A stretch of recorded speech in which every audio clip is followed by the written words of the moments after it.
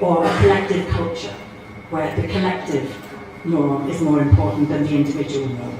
Not right or wrong, but there's good things and bad things. Start to be aware of what's in your head, what's driving your behaviour, how you're coming across. And then awareness is the first thing. Once you're aware, you've then got a choice to decide how to behave. If you're not aware, you just do the same old thing anyway. So it's all about awareness. So I'm going to kickstart the awareness today and give you some tools that will help you afterwards. And then online as well, LinkedIn is really, really important. It's funny, I'm coaching quite big really actually, one of the Director Generals up in Ras Al Khaimah. Ras Al Khaimah is turning from a sleepy little backwater emirate into a powerhouse. Watch this space. We're not talking Dubai, we're talking, there's 350,000 live there, there's what, 3.5 million or something, whatever it is here. Different scale, but oh my gosh, they're going. And they talk about leadership 1.0, which is the existing silos. Information is power. Not talking to you, not giving you that, you might beat me. Shifting into leadership 2.0, where it's collaborative, smart city, everyone talks to everyone else. And this is all the backdrop against which we live. This country is setting the pace for a lot of things happening in the world. And it's really cool if you're going to be a bit of a player, a serious player in that game, if you like. So that's a big bit. And now I'm going to show a few slides now. This shows how the whole coaching thing works. When I'm coaching, or when you're any good coach, the first thing is understand your context. And that's what these next slides are all going to be about. You're not in, I was talking to a woman who was on my program. When I was in India, I was running a leadership program for 24 really smart engineers. Young engineers, are in the 30s, switched on, focused, smart, they were great, really good. But the fact that you're a great leader, a great engineer, or a great finance person, doesn't necessarily make you a great leader. And I think it's important to recognise what skills are needed and what you're judged on. I think it's really important. And one of these women, she's in East India in a very small place, in a very hierarchical, quite toxic environment. And she just called me and she said, help. What do I do? How do I get out? How do I stand out? So I'm working with her to sort of plan her exit, if you like. And she would thrive in an environment like the UAE. So, I thrive in the UAE. I don't thrive in sort of like comfort zone place. And UK feels a bit comfort zone at the moment. So I'm not going back anytime soon. So that's the first one, understand the context. Now this is the important bit, the bit that I as a coach work on. First of all, it's really important, I think of it as point A and point B. Point A is get real about where you are now. Get real. What works? What sucks? What are you fab at? What are you not great at? Really be honest about this. And it's funny because I often find working with women can get really stuck here. Imposter syndrome, I'm not good enough, I need to do another course, I need to do that, whatever. So, but let's really just get real and clear about where you're starting from. And then decide what you're aiming at. Get clear, name it. Whatever it is. Lifestyle, a job, whatever it is. Because once that shift is clear in your head, it's quite straightforward to know what to do about it. But most people agonize. Some people have vision of, whoa, I want to be X, Y, Z. And they're clueless about where they're starting from. So they're all over the place. Other people never get off the starting tracks in terms of having that dream. So it's a real process. And you can see, so every meeting you go in for the rest of your life, what's the shift you want to happen? How do you want people to perceive you? Every presentation you ever make, what's the shift? What do you want people to think, what to do, what to say, what to believe, whatever. Always have a shift. And I find so many people just, whatever, they go to a meeting, what's this meeting about? And I think, oh, come on guys, get real. Don't waste time. We've got an hour for the meeting, sort your nonsense. Be there on time, ready, sort it. What are you there for? Build on it. So it's about simple professionalism. And you can really make a name for yourself by constantly being one of those people who just get it. I bet now you can think straight away of some people who are a nightmare in meetings. They hijack it, they're late, they're not purposeful, they just waste the time. and then you end up working late hours because of idiots like that. So, it's a choice. So things at the bottom, in terms of, I think success is very rarely an accident. You know that phrase about the luckiest people the hardest working. They put themselves in the way of luck. And it's things like a friend said to me yesterday, I really want to win the lottery. And I said, do you do the lottery? And she said, no. And I said, well, you won't win it then. Same thing. You do the stuff that's going to get you there. And if you don't, stop whinging. And it's you either do it or you don't. And recognise where you're not as effective and do something about that. So be very focused in what you want to develop. Often I'll go on, say, LinkedIn, or I'll hear people talking about a performance review, and they say, oh, I want to be a better communicator, or a better manager, or a better leader. And I think, okay, what does that mean? Communicator, how, when? In writing, face-to-face, presentations, what?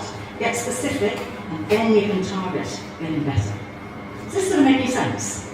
So the big picture. Yeah. Okay, now just a few models here, and this is just me talking at you, it'll soon get more interactive. But I think it's important to know about these things. You might have heard of Gallup, it's one of the biggest research setups in the world, actually. And their single most profound finding is 70% of an organisation's success is due to its leaders, the quality of its leaders. And all I can say is I see that time and time again. If you've got, even if I'm working in a company, if you've got a good CEO and leadership team, that company will be smart. If you've got a dodgy one, that company will be dodgy. And I work quite a bit with schools, helping teachers who want to be made, heads or whatever. And it's, a good head teacher, and same with universities, if you've got a good head of department, good dean, good whatever, it will be strong and focused. And if not, it's a blooming disaster. And just think for a moment now, and I'll ask you to sort of call out, who's had a really great boss in the past, really, who was a genuinely great leader? Just show of hands. Okay. What did they do that was great? What was it? Yeah? My boss makes me a lot of freedom, and she allows me to fail. Yeah, nice. I like that. Okay. Yeah, what else? In my case, the trust. Trust. Yeah. Right, what else? Who else said I had a good one? We give the task and believe me that I can do it. Okay, guys. Yeah, so trust, believes in you. These are all these are the so-called soft skills. The soft skills that so many people are rubbish at, or not very good at. And it's really powerful because a good leader makes you feel fantastic. And they want you to do more, and they want you to grow and evolve. Okay. Anyone had a bad boss or a bad leader? Anyone like to say what it was that made them so bad? Anyone? It probably didn't make you feel like Superman or Superwoman. Probably micromanagement, probably critical, probably not giving you your head, not trusting you, not look. Sometimes when people look at you, and if they rate you, and so you're good. It's a good, healthy energy. And when you're with someone and they think you're an idiot, so it's really annoying. You sort of behave like an idiot, don't you? It's a self-fulfilling prophecy. Really important. And words matter. Words matter to kids. Watch what you said, telling that little girl in her head. Because the voices in our head were usually put there by our parents. Watch your words. Powerful as hell. Really powerful. So anyway, this is just a little bit scene setting. Another model which is useful. Now, I used to work at Ashridge Business School in the UK, and they merged with Holt a few years ago. So it's great, and that was the best job I ever had. It was fantastic. Learning curve was vertical, surrounded by smart people. It was amazing. It was absolutely amazing. Now they did May 2021. So just after COVID, they did a survey, and it was about 4,000 leaders, and they said, "What do you need to be good at as a leader post-COVID?" And do you know the idea of these being a word cloud? So the more people say it, the bigger the words. Now at the time, virtual working was ginormous, it was massive. But look how big the human side of leadership is compared to even virtual working. This is a less loud and clear message for every single one of us who is a leader or leads teams or whatever. The human side is massive, and on the yellow are the things that have never come up before. And the learning agility, I think in COVID, what was the trendy word? Pivoting. How good are you at pivoting? Doing something different. Recognizing that what you're doing isn't working, doing something different. So that's really important, and the whole psychological safety. I've never ever heard so much talk about wellness in the environment, mental health in the environment, especially with men. Never heard so much talk about suicides with men in particular. And suddenly, the whole well-being, the whole psychological safety, it's suddenly on the agenda when it wasn't before. So for anyone in any leadership role, this is important to know this is a backdrop and this is changing. And especially if you've got Gen Z people working for you, or the younger people, their view on the world is totally different. Totally different. And so your view, if you just stick to your rigid view, it's not going to work. And so you're going to have to rethink that if you're going to get people sort of working, generations together. But things like, communication strategy, purpose, values, leading teams, they've always been there, and they work. But those yellow ones, loud and clear, the world is different. We're operating against a different backdrop. Now this is like reading about 1,000 leadership books. It's the difference between managers and leaders, which I see every day. The stuff on the left, I bet every single person in this room is a fantastic manager, I certainly am. We get stuff done, juggle, problem, fix it, problem, fix it, problem, fix it, problem, fix it. It's short term, you want that done by then, get it done. And you're juggling things, people, money, blah, blah, blah, blah, blah, what we do. Now, to be honest, managers are 10 a penny.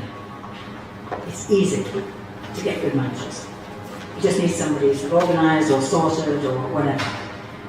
Leadership is in a different league and goes way beyond, and there's very specific things they do, because what a leader does is not only grow themselves, but they boost the capacity of the whole team. The whole team. And they do it by several ways. There's a chunk of stuff at the beginning here, which is about big picture. They literally have the ability almost to stand back and see what's happening here. So if you're able to stand back and see the big picture, you can see where the bottlenecks are, you can see where the problems are, you can see, you can track progress, what's happening. And it's really important to be able to articulate a vision for the future that people care about. And the first thing I do if I'm running team session, I'll say, don't talk to each other, write down why this team exists. And the boss is invariably horrified, because everyone has a different view. Now, how can you have a good team if they're all working to a different agenda? So the number one thing, a clear vision and really seeing the big picture, how it hangs together. And then the other stuff that a leader does, all this, I bet every single one of you, with the jobs you do, you've got to influence different people, different stakeholders all the time. Internal ones, and obvious ones like your boss, your peers. I bet you're influencing across departments, most finance people do, because you've got, finance people by very nature should have a fantastic view across the organisation. And if you don't, I was coaching a guy a while ago and I said, what are you there for? And he said, to produce reports. And I said, no, you're not. That's just what you do in order to do what you're there for. And, and he was quite junior, and it was a wake-up call for him to realise this is like amazing, fast information to help the people who run this team run the business, or drive the business to whatever they want to do. So this influencing key stakeholder is really important, and executive presence is really important there. There was a guy, a really fantastic guy I was working with recently. He heads up a massive real estate thing in Dubai, part of one of the local companies. And he said, I can't get the board to accept anything I recommend. So I said, okay. And he had like a big presentation coming up. So I said, okay, what do you do? Do you present them? He said, yeah, show me his slides.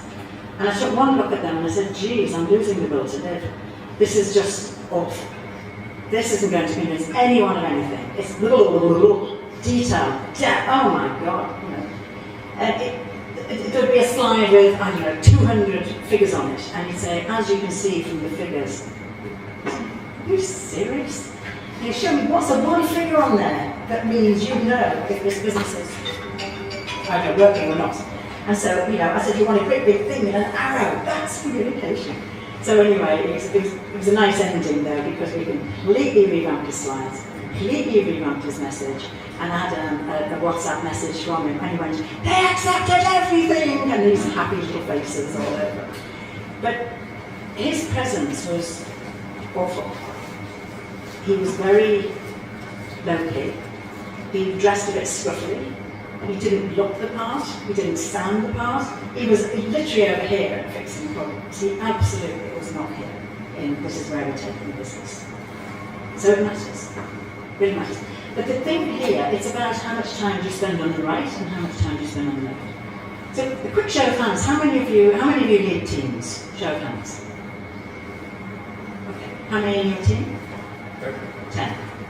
5. 2. Anyone else who's... Just call out the number of people in your team. 6.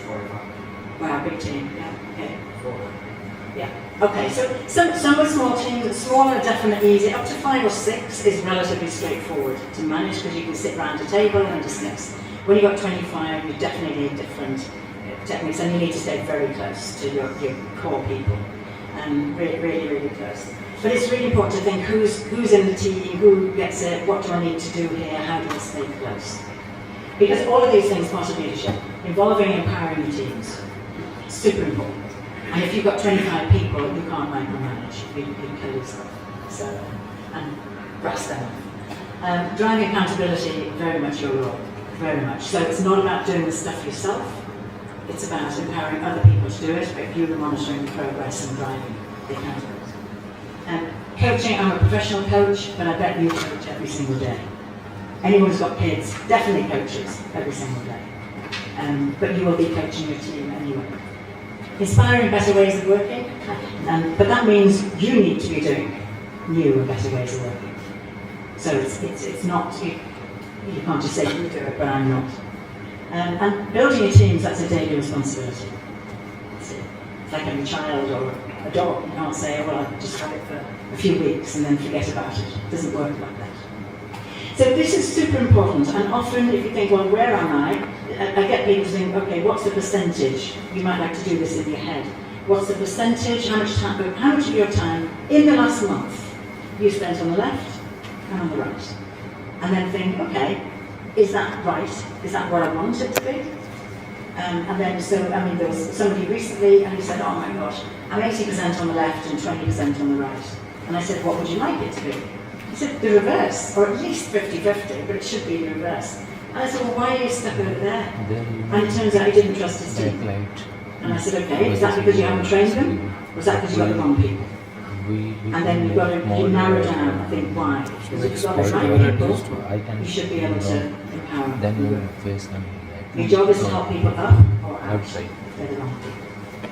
But so with that, it was like, okay, what do we need to do then to work for him? And he needed a particular key person. So he recruited a key person, and that freed his time.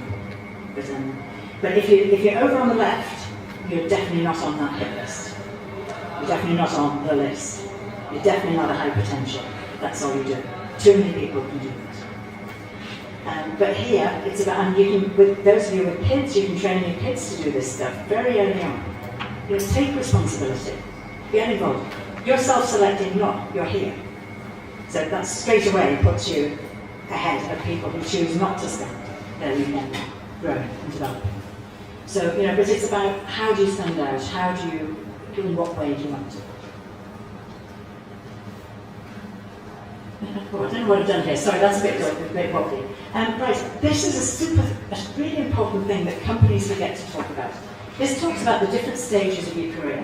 So if you're down on the red stage, you're just starting. Sorry, that's done something really weird on the slide there. No. In that first stage, you're just learning the ropes. If you're probably doing your accountancy exams, you're probably just learning processes, whatever. Then you get to stage 2, and that's where you start to get good. So this is individual performers, good. And this is when you start to get on the list. You know, oh, that woman's fantastic, or you know, that guy's really good, or whoa, he or she, whatever. So that's fine. And people can do very, very well with just hard work. Now get to stage 3 when you're leading others, and suddenly the game's changed. But people don't usually tell you that what you're judged on is different. It's no longer about individual performance. It's about how much you empower other people. And that transition stage, I often get called into companies to coach people for that next bit. That's what the work in Chandigarh was about last week. Now then, there'll be others of you in the room, sort of advanced stage 3, hopefully you, where you're probably leading people who themselves are leading teams. And that's a different dynamic, completely. So it's a different, more strategic. You've got to look at it in a very much big picture and where's it all. And then the stage 4, visioning broadly. So the work I mentioned with Lenovo, it's definitely taking leaders here, from here to there. They're grooming their potential senior board for the world, the global. A show of hands. Is anyone, if you're early on in your stage 1, anyone stage 1 or stage 2? Yeah, so some. So it's about individual performance, really deliver well, really showcase what you can do, and really just think, what's needed here? How can I really add value? And just improve and learn and grow. Stage 3, quite a few of you now are teams. So then, I always say you need an infrastructure of meetings that drive great meetings, that drive your accountability. You need a one-to-one with each of your key team members once a month. And not talking about what did we do last week, what we're doing this week, but really what drives them, how they grow, how can you work better. It's a different dynamic. Plus team meetings and operations. And then when you're at that sort of level, it's a whole, can be very stressful and really important that you're as hands-off as possible in terms of the teams, otherwise you wouldn't do a conference. Are they across geographies as well, or within the same country? Okay. So at least physically on the same place. But it's really important to recognise, again, you see the picture, this is context. And there you go, leading a team is a daily responsibility, and this, when you're a leader, you're no longer responsible for just doing the job. You're now responsible for inspiring, coaching, mentoring, and motivating the team to produce their very best work. And this is where you can be a phenomenal influence on people. And I bet you can probably all recognise, say, one person who's shifted the trajectory of your career. I certainly have. And I think, literally, from the day we're born, you've sort of got a trajectory set for your life. But there's things you can do to change it. And it can be people. So it's great that you do things like this, because you just need to meet one person who thinks differently and inspires you to help, and it shifts the whole trajectory.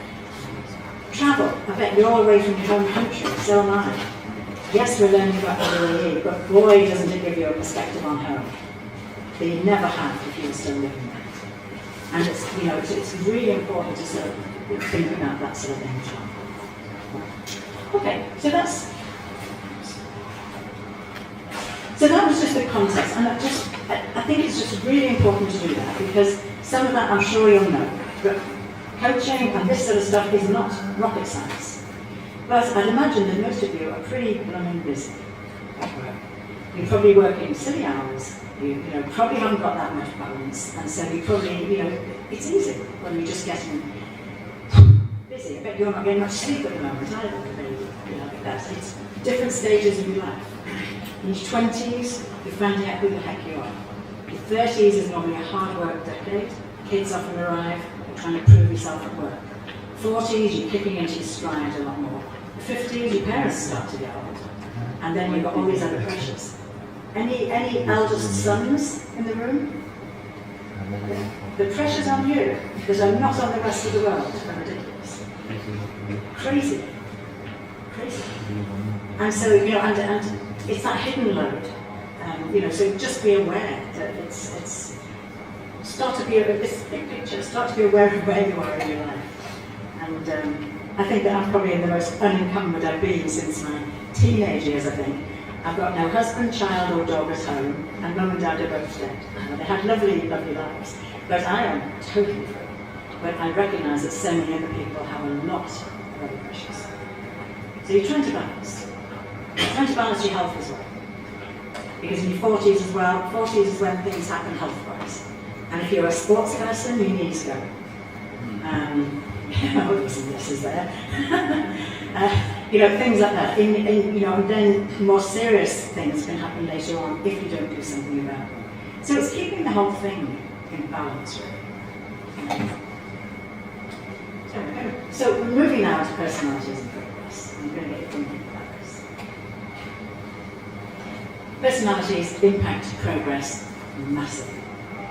Massive. The world's all about relationships, just is. And if you think from the day you're born, your first relationships with your mum, then probably your dad or your brothers and sisters, then the wider family, you go to school, relationship with the teacher, other friends, whatever, you go to work. Anyone who chooses to work for a company and doesn't have a great relationship with their boss, that's a great problem. So you don't have to love them, but you need a good relationship. A good, solid, professional, working relationship. So that you really understand, not avoiding growth. So it's all about that relationship. The better people are at relationships, the more successful they'll be. If you're good at relationships and you're good at building relationships, you'll be good at influencing people. You'll be good at leading your team.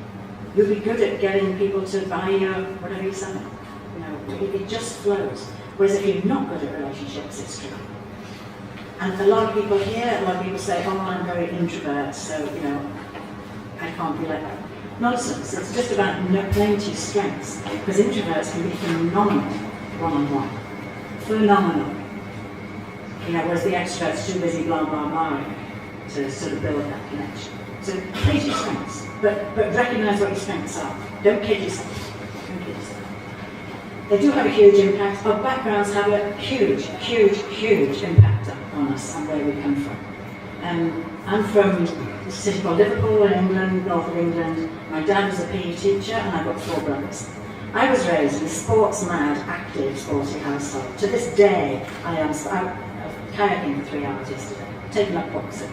I sort of say, watch out for me in the gym. I do loads of gym. I play badminton several times a week. I'm really pretty kick-ass on these sports set. And my brothers are as well. And and that's the legacy Dad left for us. You will all have a legacy left by your parents, or the way you've been brought up.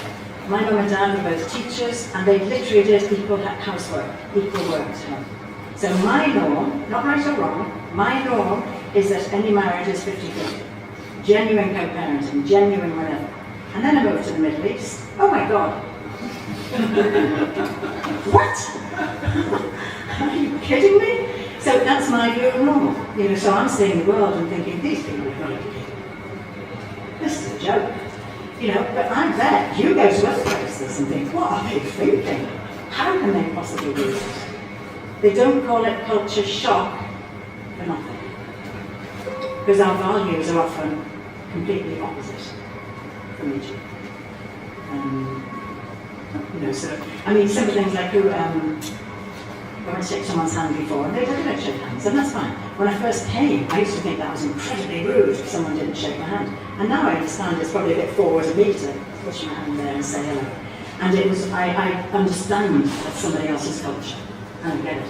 If you don't get it, you're just judged. And the more we travel, the more your eyes are open, and the less we judge. And I saw a wonderful TED talk yesterday, actually. It was a woman, and she came on, she was completely covered. You literally could just see her eyes.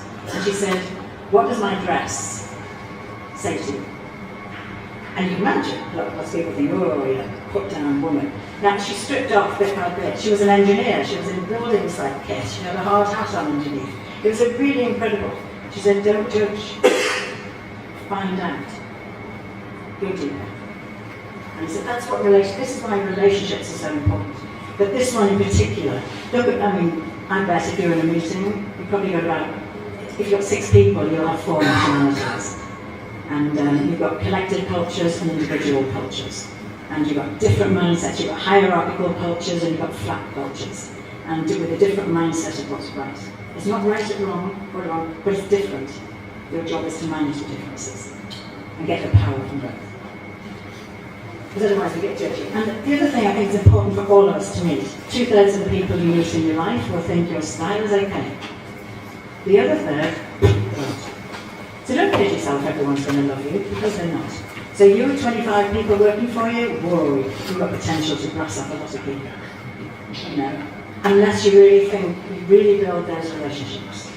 If you've got a team of 4, that's 1 or 2 of them you might be missing. Your style might not go down. So it's really about what can I do to adapt. And this is where I want to use, this is just, right, this is a personality profile. A show of hands, how many of you have done personality tests or profiles? A lot, yeah. Have you done anything with them? Have you used them? I mean, not only have you done them, but have you actually used the findings? Well, that's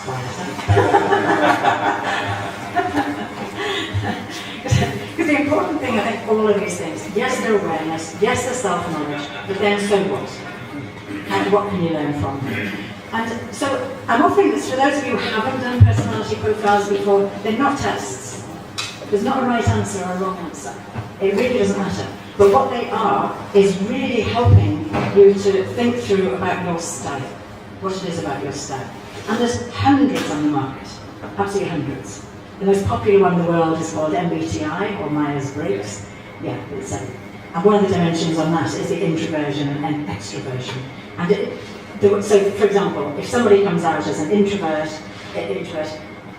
they're much more likely to be quiet, calm. Their body language will be calm. Their voice will be low, and not much inflection. Their clothes will probably be neutral. In meeting, they'll be sitting back. If they have to go, they loved COVID. They didn't have to talk to anyone, or be with anyone. But you know, and then extroverts will be in there, in the meeting, grabbing the pen, grabbing the flip chart, taking control. And it's not right or wrong, but once you start to tune in to what's happening around you and see how you want to come across and see how intelligently you can use your style, that's the power of using this. So I'm going to get you thinking about this. This happens to be one, it's an American one. American. Most of the questionnaires come from America, UK, Australia, and increasingly India, actually. They're the homes of psychology. And this one is an American one. It's called the Strength Deployment Inventory. So, and it looks about what motivates you to behave as you do. And what I love about this, if you decide to do it afterwards, your score comes out as in the form of an arrow. And where the arrow starts is what you believe motivates you to behave when you're feeling relaxed. And then where the arrow goes to is what motivates you when you're under pressure. And I love that, because a lot of the people I work with in this country are under pressure. And you know, we can all be pussycats when we've had 10 hours sleep and a nice week away. You know, but when you're up against it at work, it's tough. So you might like to think about yourself and people you know. If your score ended up somewhere in the blue, these are people, they're known as friendly helpers, genuinely motivated by wanting to help. So they're the people, they'll remember your name. They'll say, oh, last time we met you weren't well, your kid wasn't well, are you okay now? You know, they're nice guys of the planet. They're kind, they're caring, they're helpful, they're supportive, they're friendly. They walk in a room and their eyes are scanning, they're looking for somebody nice to talk to. You know, so they're very warm, their energy's connecting. Talk to me, who wants to talk to me? You know, it's a nice time. Not right or wrong. Now, and the relationships are hugely important to them, but they can often be horribly unfocused, all over the show. And if you've got a kid who's a blue, you don't worry about them because they've made 25 friends by grade on day one of school. You know, they're social creatures. But you worry about them as teenagers because they really are all over the show. You know, and whatever. Now, but it's all about focus. If you've got blues who work for you, they're going to be high maintenance. They're going to need a lot more guidance. That you can't just say, away you go. Because they'll be, oh, there's a bird, oh, they'll be all over the place. And they're famous for doing God bless you jobs instead of doing the job they're actually paid for. So imagine if you have a team and it's all blue people.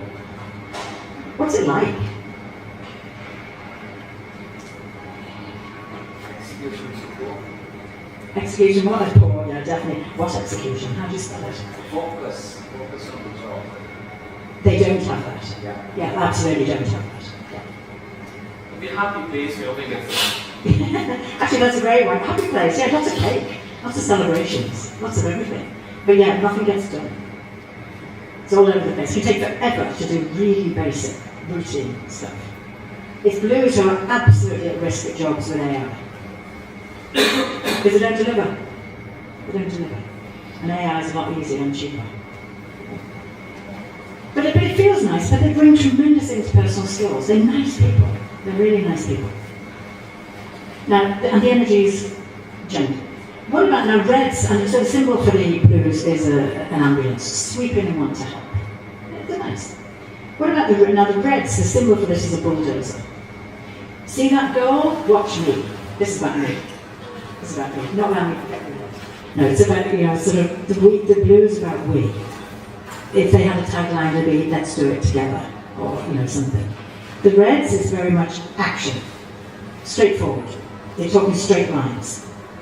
Quick. They pride themselves on speed and execution. And the real thing, if you've got a red who's working for you, and they haven't been promoted in 5 minutes, they'll let you know. Loudly, often, every day. You will know. And there's a lot of push. But they do deliver. But the problem is sometimes they can go zooming off in the wrong direction. Now, if you had a whole team just of reds, what's it like?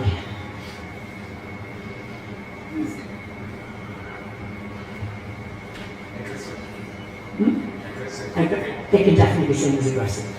Sometimes chaos. Yes, definitely. Lack of teamwork. Definite lack of teamwork. Complex conflicts. Conflicts, yeah, often. Yeah, so it's a very different energy from a blue. A blue is calm, gentle, nice, friendly, warm, a little bit whatever. Imagine a red person working in a blue environment. This is why I kick people, isn't it? And imagine a blue person working in a red environment. Really stressful. Really, really stressful.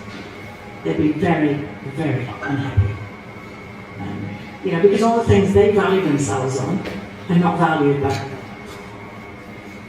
So what you're nice and you got, 1,000 friends on Facebook, whatever. Okay, not right or wrong. Now, if reds don't learn to genuinely get buy-in, they fail later on in their career. I coach a surprising number of reds who've been superstars early on because they deliver. They're fantastic. They're really good. They're really strong deliverers.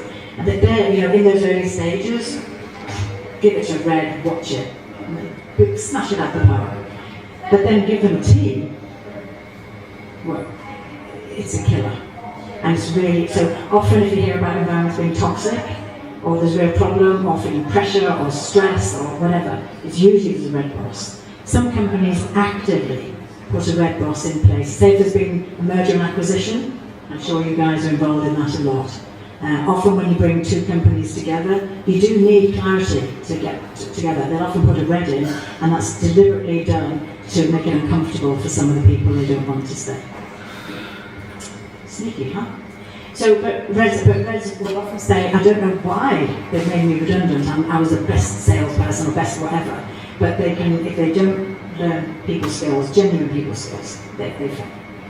And there's a definite correlation with extroverts at the top. And then down the bottom, and I love the symbol for this, it's a submarine. It's deep, self-contained, quiet, calm, everything they need on board, but a periscope watching the world, from a distance. And so the greens, known as analytical thinkers, they think, and they think, and they think, and they think. And in meetings very often, they'll often say afterwards, I had this really good idea, but by the time I got around to it, everyone else had moved on to something else, so I didn't bother. Greens will often get overlooked, because unless they learn to speak up, they can have the best ideas ever. They're usually super smart, really good analysis, really good depth, really good understanding of the problem. But it can often be the classic of, the client wants a Rolls Royce and the client wanted a Mini and they build a Rolls Royce. Instead of thinking, what does the client need, and let's do what the client needs. So they can be seen as slow. But they love going deep. Think of a room full of could be accountants, finance people.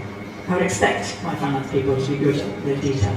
Lawyers, scientists, think about the depth, the detail, professionalism. Now, it doesn't matter what your business, it can be any of your companies, it can be me as a solo. If you've got no red, your business is going nowhere. And struggle sometimes with some universities, actually. Some universities are directionless, and they're just flopping around in the breeze and do the same as they've always done. So it's a real pleasure when you go to ones where there is a drive and a vision.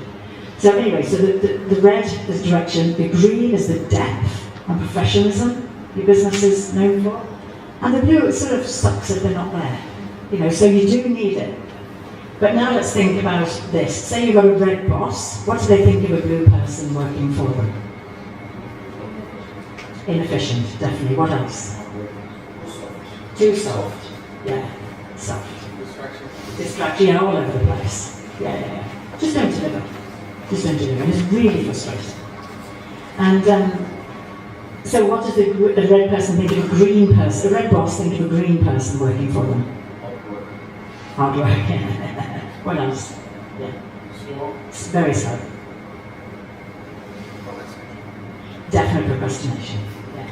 What they would say it is procrastination, a green would say it as going deep, getting the answer. And the red would say, I just want to know if we're going up or down. And the green would say, let me give you this 20-page explanation. This is about communication, it's about presence, it's about language. It's about talking a language that's appropriate for the person. So okay, say you've got a green boss now. So green boss, what do they think of a red person working for them? Harsh. Yeah, definitely harsh. What else? Unhelpful. Hasty, unhelpful, Toxic. yeah, often toxic. And often little depth. Because remember, the greens pride themselves on depth and professionalism. And the reds, it's a bit guess. So, I've written it on the back of a stump. Whatever. So, and then what do the greens think of a blue person working for them?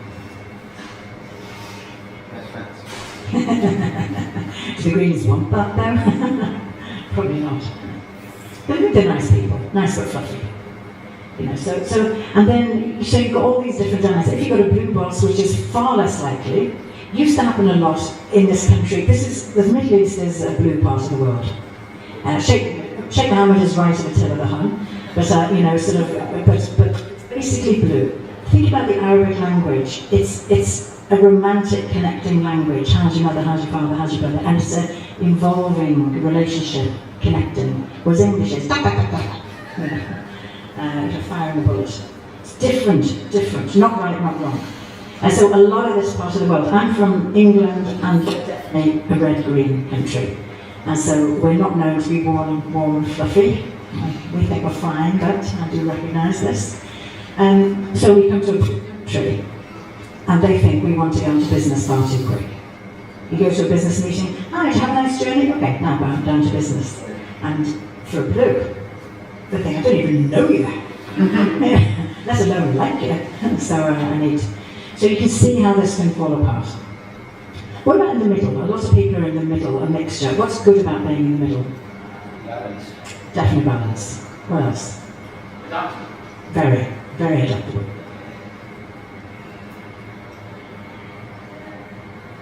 I mean, they're great at seeing where other people are coming from. What they're not so great at is saying that they can see where other people are coming from. So often they're seen as just unclear, because they agreed with her yesterday, him today, whatever, and it's all different, so they can be an amazing bridge as long as they say, I'm being a bridge here, and say what they're doing, because otherwise people think they're just confused. So you've got the blues who people think, oh my gosh, waste of space, nice guy and gal, but waste of space and unfocused and don't deliver. The reds, oh my gosh, they get things done, but they kill too many people along the way. And the greens who speak up. And in COVID, it wasn't just a joke. Greens loved COVID. They loved being able to be home and do everything. And LinkedIn is fantastic for greens. It's a phenomenal platform for greens. They can get the sort of exposure they never choose to do face to face. So where's it? That one, let's see, the Greens. Oh, lost my track then. LinkedIn. It doesn't matter, does it? But all these different types, you can see it's used in marriage guidance as well. So say if you've got in marriage, 2 blues married. Kissy, kissy, huggy, huggy, wear the same clothes, 24-hour togetherness, oh, we're in love, still, whatever. Not right, not wrong, fill your boots, it works for them. 2 reds married.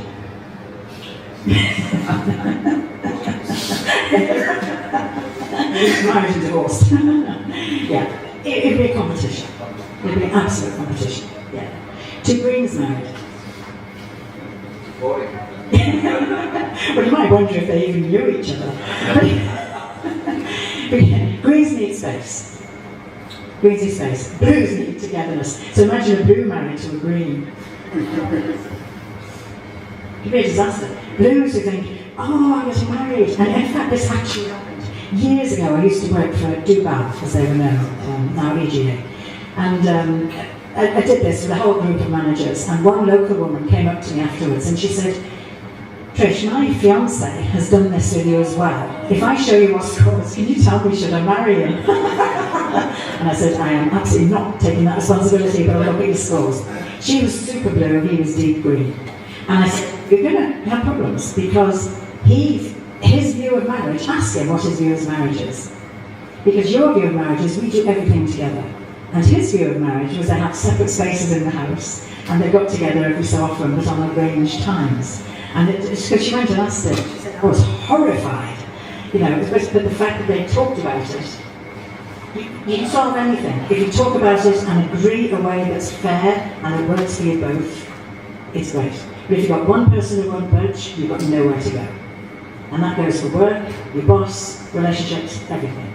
So it's talking and being aware can be very powerful.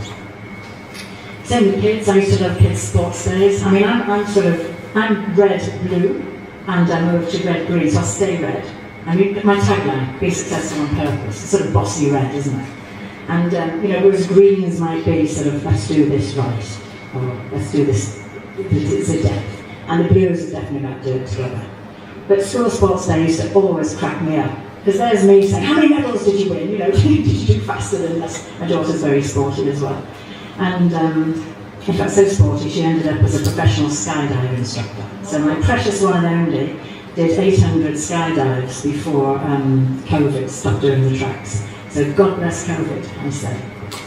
But anyway, so I was, competitive, who's doing what, you're getting better. And the blue mums were going, hey, have a lovely time, darling, everyone's a winner. And I was like, oh, for God's sake, Not right, not wrong, but be aware where you're coming from.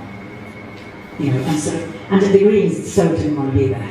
They just don't. And if you think about the last office party you went to, the Blues would have loved it, social creatures as anything. Reds would have probably called in on the way to something else. And then the Greens would be sitting on chairs around the outside and just looking for the earliest time they can leave. And it's, we're different.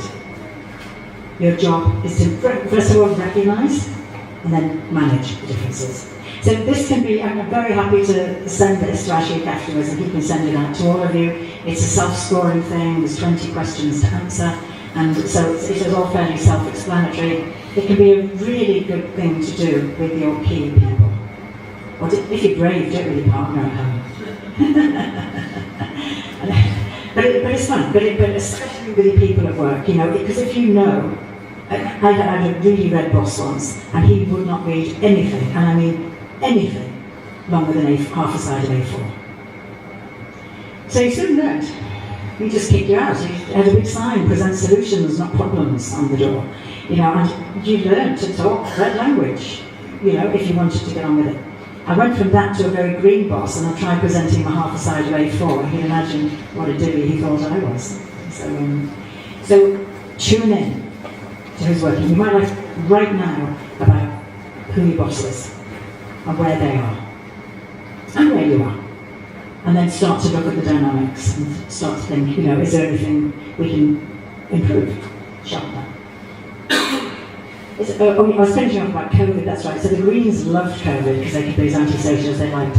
The Blues struggled.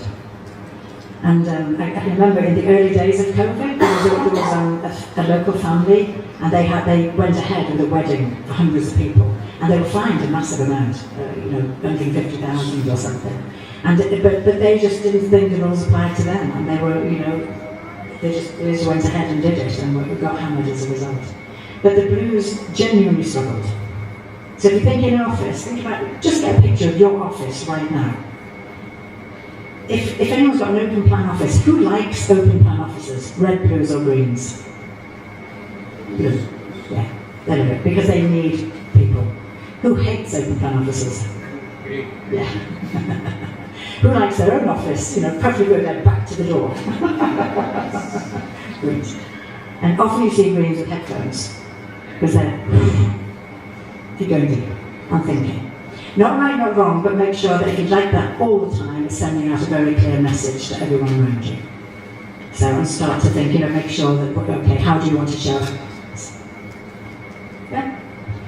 Making sense? So useful, but they're definitely a useful tool to use afterwards. But see these, don't get hung up on any one score, any one thing. You're looking for patterns. And if you've done any other questionnaires before, find them. Get the scores and bring them all together. Get a file, brand me. Or whatever, and think, what are the things that are coming out all the time? No matter what I've done in my life, it's definitely, I deliver, I do things, I'm action. I set things up. When I was in Dubai, I was on the board of a charity called Gulf for Good for 11 years. I set up the Dubai Fertility Support Group. I tell the different stages of my life.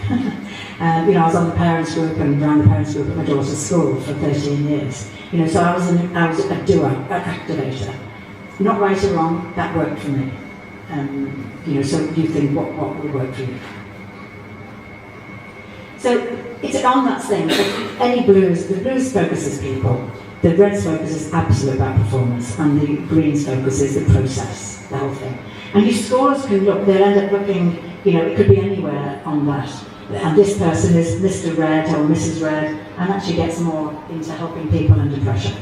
This one is green, almost a dot, so that means they don't change that much under pressure. It doesn't mean they're not under pressure, it means that you wouldn't know. So you wouldn't know if it was the best day of their life or their mother had just died. You wouldn't know. And there's a lot of people in this country like that.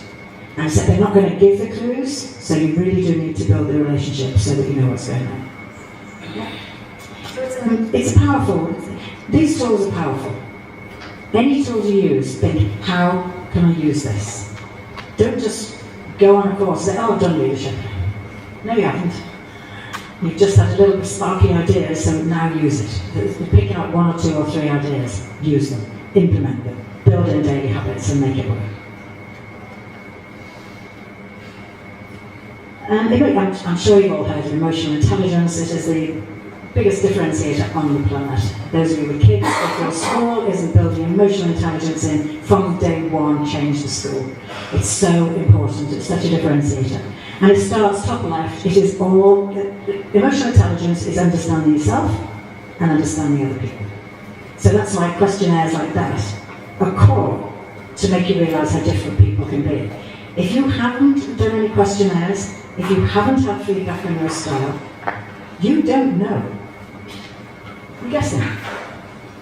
So don't kid yourself, you don't. Unless somebody's actually told you what it's like to be on the receiving end of you, and you've sort of literally done these questionnaires or thinking, okay, how do I come across, and whatever. Don't guess. It's dangerous. And and so they're all tools. So self-awareness gives you, if you become aware of something, it gives you a choice.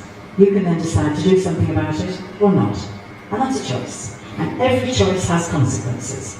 So if you've got something that's career limiting, that you think, that's me, and you carry on doing it, don't whinge about it being career limiting. That's a choice.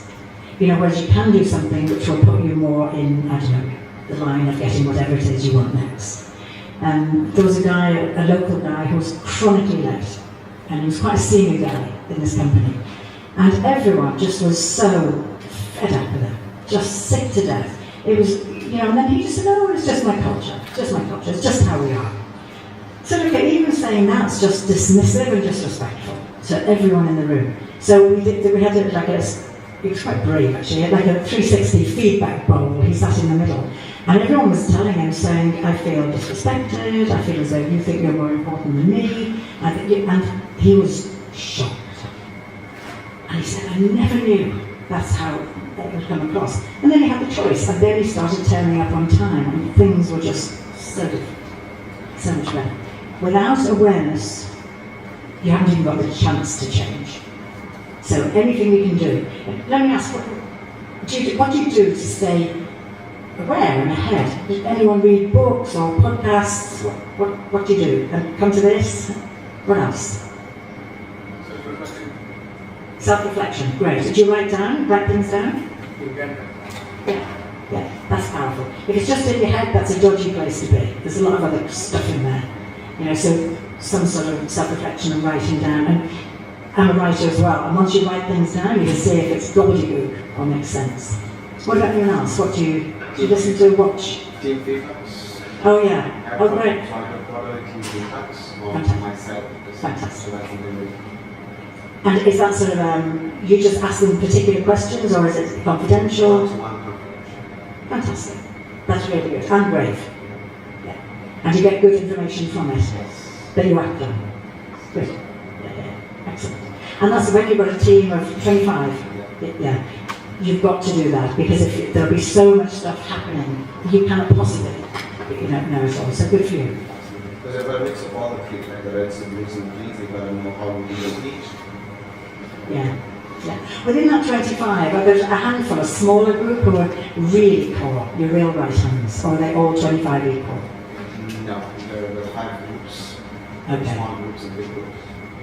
So you've got 5 core reports, so then there's a real cascade thing going down. Who do you work for? Networking teams. Oh, okay. Oh yeah. Great. Well, we should know how to do this stuff. Yeah, good. Okay, fantastic. All right, but that's a good lesson for everybody there. Really stay connected to your key people. Stay connected. Because that self-awareness leads to self-management. The self-awareness, and like with the questionnaires, you can become aware of how different other people can be. I think never ever assume they're like you, because that's always dodgy. That'll always be a surprise. But then that all leads to, they call it relationship management, but it's all this stuff. Social skills, collaborating with others, building relationships, all the stuff that makes you effective as a leader. So emotional intelligence is core. Who knows this model?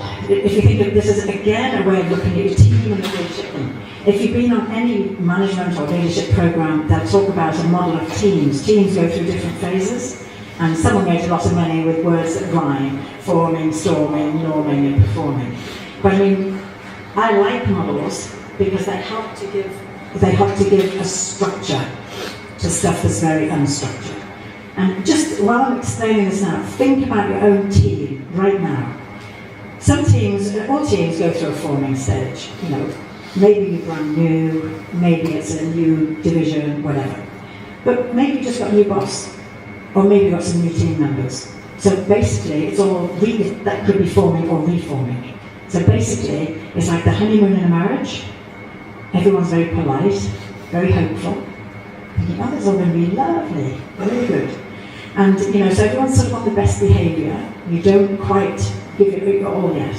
Now, your role as a leader at that stage, big picture, clarity. This is the dream. This is the goal. This is where you fit. This is what your role's about. This is what good looks like. So it's super clear. And yet most people in the company inductions can often focus on, where the toilets are or how to fill forms in. Instead of thinking, where's the power bases in this company? And a power base is rarely an organisation chart. Because in any organisation there are a few people, aren't there, who they move things. They shift things. And it's important to know that as soon as you get. Women in general, we're rubbish at that. They say we don't recognise. They say there's a glass ceiling for women, and sometimes I think we just don't see what's around us. I think we need to work a lot harder at that, recognising power bases. Apparently you guys are much better at this. So I'm top. But anyway, that forming stage is really important to get people off to a good stage. Now, sooner or later, this model says that teams go through a storming stage. If you've got noisy people, they fight. If you've got quiet people, they withdraw. So the buttons are still there, but actually they've checked out. And there's a phrase these days that they're using, have you heard of quiet quitting? Yeah.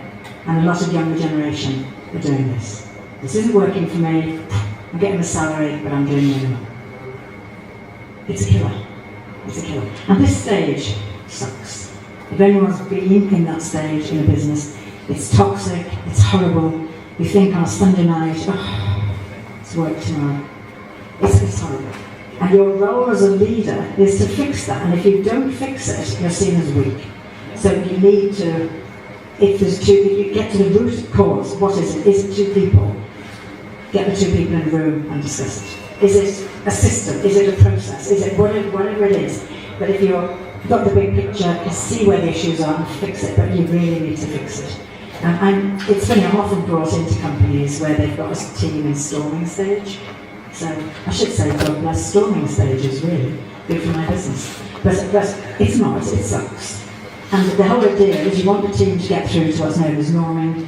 People know what they're there for. People know what their role is. People know what good looks like. They know what they need to work with. And you've got a good team. It's good. Now, if you're very lucky, you get to a stage that's really mega, super performing. And this isn't just a bit, oh, we did 5% on last year. I'm not talking about that. I'm talking about real kick-ass stuff here. That you'd actually pay to go to work. You know, it's that good, really good. And I've been in the team a couple of times then, and it felt so great. You just feel smart. It's wonderful. You feel part of, we're really doing something here. This is great. Now, at any time, your team can go back to forming. Somebody leaves, new boss, give them a chance. Yeah, right. You know, and it all gets difficult. So, anyone like to say where the teams are? Because if you've got a team that's having problems, really what you want to get, every team should be at least here. And ideally, up there. Because if you've got a team here, it's about raising the bar. Raising the bar. Keep people, what else? Let's go, let's try, let's, whatever. If you've got a team in forming, big picture. If you've got a team in storming, fix it. And if you've got a team in performing, it's keep it there. So it's, anyone like to say where their team is? Anyone got a team in forming? No, okay, more established. Storming? Lucky? Maybe one or two. Okay, norming? Yeah. Performing? Performing is really amazing. Really amazing. Okay. Because again, this is a leadership thing. You see, leadership isn't about just getting in there and doing the work yourself. It's standing back and seeing what's happening and really seeing where it needs to grow. Yeah, makes sense?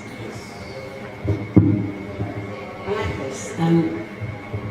Company culture isn't just about fun stuff. Quite a few companies now have the fun room, the bean bags, and the table tennis table, and that's great. That's cool. But that's not just about company culture. It's, hey, look at us, we've got bean bags, we're so cool. It goes way deeper than that. And I think the number one thing is a shared vision. And it's such an important part of your life. Why are we here? In a way that matters to them. It's really important. And visible, accessible, and real leadership. The best, this guy, I used to did a lot of work for Kraft, then I'm on Leeds. And there was one guy I worked with, and he was deep introvert. Deep introvert. And he was taking over a role in Kraft from Mr. Popular in the company, Mr. Extrovert Popular. And this new guy, his name's Alan, and he said, I'm going to do this differently. So I sat in on a team meeting, his first team meeting with the new team. And I thought, I wonder how this is going to go. Best team meeting I've ever seen in all my work experience. He stood up and he said, look guys, I'm not, the previous guy was called Martin. He said, I'm not Martin. Don't pretend to be. But here's what I am, and here's what I'm bringing to you. And he really knew himself well. He really explained it, and he was just the best boss ever. And he's leading a massive big FMCG company now. And phenomenal. But the fact that he was a deep introvert, he said, I'm not going to let that think, oh, I'm an introvert, I can't do this. He was just named what he was going to bring and what they could expect of him. It's fantastic. That's what's meant by authentic leadership. Be yourself, but a good version of you. not just, same old, because I can't be bothered to change. But, okay, this works, that doesn't, I need to sharpen up here, and that version. So all sorts of these things, ongoing development, all of these are leaders' responsibility, helping people feel safe and secure, people having a voice and using it, and increasingly now the whole diversity, equity and inclusion. That's policies and practice. Every single one of us on the planet has unconscious bias. And I think by the very nature, we probably all have unconscious bias for people from Kerala, for example. And and you're automatically, people like you sort of have, they're okay. People different from us are, they've got to prove themselves. So it's about just be aware of that, because it's just you're setting the tone. Okay.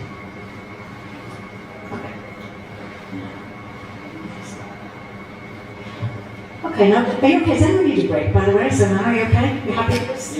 Yeah, it's about another 20 minutes. So this bit, executive presence, and this has been quite topical this week on LinkedIn, actually. Have you heard of, there's a woman called Brené Brown, who's she's quite famous in this sort of, some people have heard. And she's basically said, well, executive presence, load of old rubbish. Which is quite interesting, and it started a big debate online. Executive presence literally is the presence you have. It's about, do people remember you? And simple things like, you probably notice I have blue as my branding colour, so I'll wear blue if I'm doing a business thing. And you'll see that on LinkedIn, you'll see that if I'm doing something publicly or whatever. And you might know to think, how do you want people to remember you? And when I was in Chandigarh, actually, I didn't realise that was like Sikh country up there. I couldn't believe what a fashion statement the turbans were with the guys. I know, it's not like that here somehow, but there were so many of them there, and fantastic colours. I said to one guy, I said, wow, does it mean something? You've got purple. He said, no, I just like purple. He said, I felt a purple day coming on today, and I went, wow. But whatever makes you memorable, whatever is your style, it's worth thinking through. What am I doing here? And whatever you do it intentionally. I mean, some people I don't know if they're in, like all these video guys, they usually wear black t-shirts and then sort of, whatever, just a uniform. Think what what would work for you. What I want to do, first of all, I'm going to ask you some questions in personal brand, in person, and then I'm going to look at some LinkedIn profiles. Because executive presence, there's a whole lot of stuff. This is one model that's very popular within the executive presence thing. I think so much of it is your communication and how you come across. It's how you come across in meetings, it's how you come across if you're presenting, it's how you come across when you meet people face to face, it's how you come across online. And is it consistent? Are you sort of like hiding away, or are you in there, whatever? And sometimes that's to do with appearance, and I think it's always worth thinking, what did we know you in? What's the code? What's the dress code here? And gravitas, I think that's a bit of a pompous word, but some people who just got it, you trust them that they're not just talking a load of gobbledygook. Maybe and it usually comes with big consistency. So, really consistent, really professional, all the time, build. It's really sort of cool. So what I'm going to do, I'm going to ask questions, and you don't have to answer them. You can answer them in your head, or you can answer them on your phone. It's not that you don't have to say anything, but I want you to think about your own style, because these are the areas that most affect executive presence and the presence and use that you're turning up. So there's 7 questions. Question number 1. So how do you feel around leaders who are senior to you? Do you convey confidence around them, or are you timid and quiet? Just have a think. You don't have to answer, just have a think yourself. Think, last meetings you're out with people senior, how do you come across?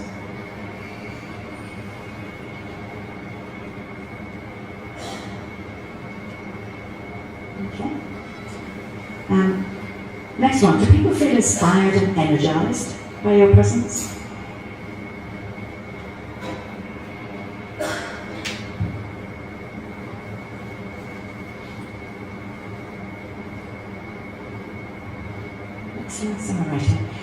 If a big opportunity came up and no one had yet been appointed to lead it, would you volunteer?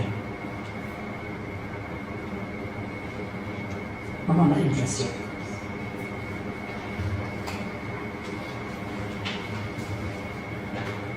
Next one, things like if you have an idea that may be controversial, do you voice it or do you stay quiet?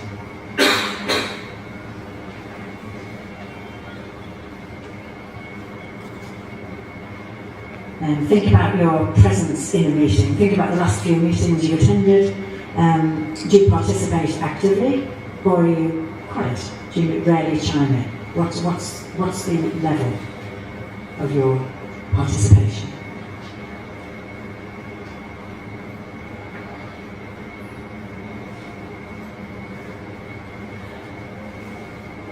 Okay, if other people have a new idea, do they seek out your input? Do they ask you for your help, support, or input?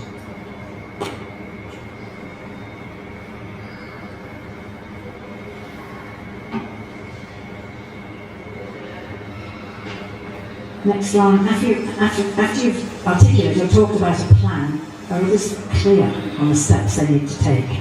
Or do you see a lot of confused looks? So are they clear, if you're talking about a plan?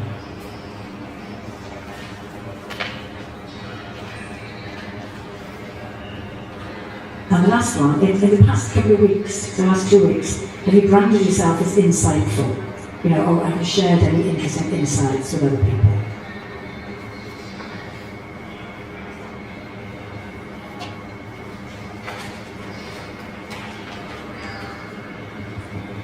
I can probably gather from those questions, it's about how you show up, and it's about these things. It's for an example, being on the, what do they call it, like a panel. Sometimes companies put people through an internal panel to decide who goes through for leadership programs or who gets put forward for promotion. And several times I've been asked as part of a panel. And sometimes, you watch people in groups and you're not looking for the noisiest at all, but you are looking for people who make an impact. So, you can be the sort of person who hardly speaks, but when you speak, people listen, because your idea is worth listening to. Whereas other people are blah, blah, blah, blah, blah, blah, blah, blah, blah, blah, blah, blah, blah, blah, and there's no substance. So it's about thinking, what do I do? And do I speak up? Do I speak up enough? Do I speak up, or am I intimidated by seeing people senior to me? And in hierarchical society, that can often be the case. And I had a client several years ago, actually, he was great. He was an Indian guy. And he said, it presses me off. He said that me and my colleagues were always seen as good number twos. When am I going to be the number one? I want to be number one. Then we started looking, and it was often things like this. He wasn't he wasn't standing out in the right way in particular situations. And for all of you, there will be certain meetings, certain people, just certain situations where if you stand out in those, you really will make a difference. So, does that make sense to people, or is it too vague? Yeah, it makes sense. All of you will know. Think through the pattern of your meetings. Think through when you have to present. Think through, do you come up with ideas, or do you just follow the crowd? And just think, is there anything I need to do here? And if so, jot it down. Let's do things. Okay, so on that, it's some people say it's difficult because it's so intangible, but actually when someone's got presence, don't you? You can feel it. And it shows from a handshake, it shows from eye contact, it shows, you can tell by somebody's eyes, you can tell if the eye contact is strong, if it's interesting, if, whatever, or if they're sort of shuffling. I had the shyest kid on the planet. I thought I brought someone else's baby home from hospital. And she was really, really, really, really shy. But actually, it got to the stage, there's a difference between being shy and being rude. And she definitely crossed over that line.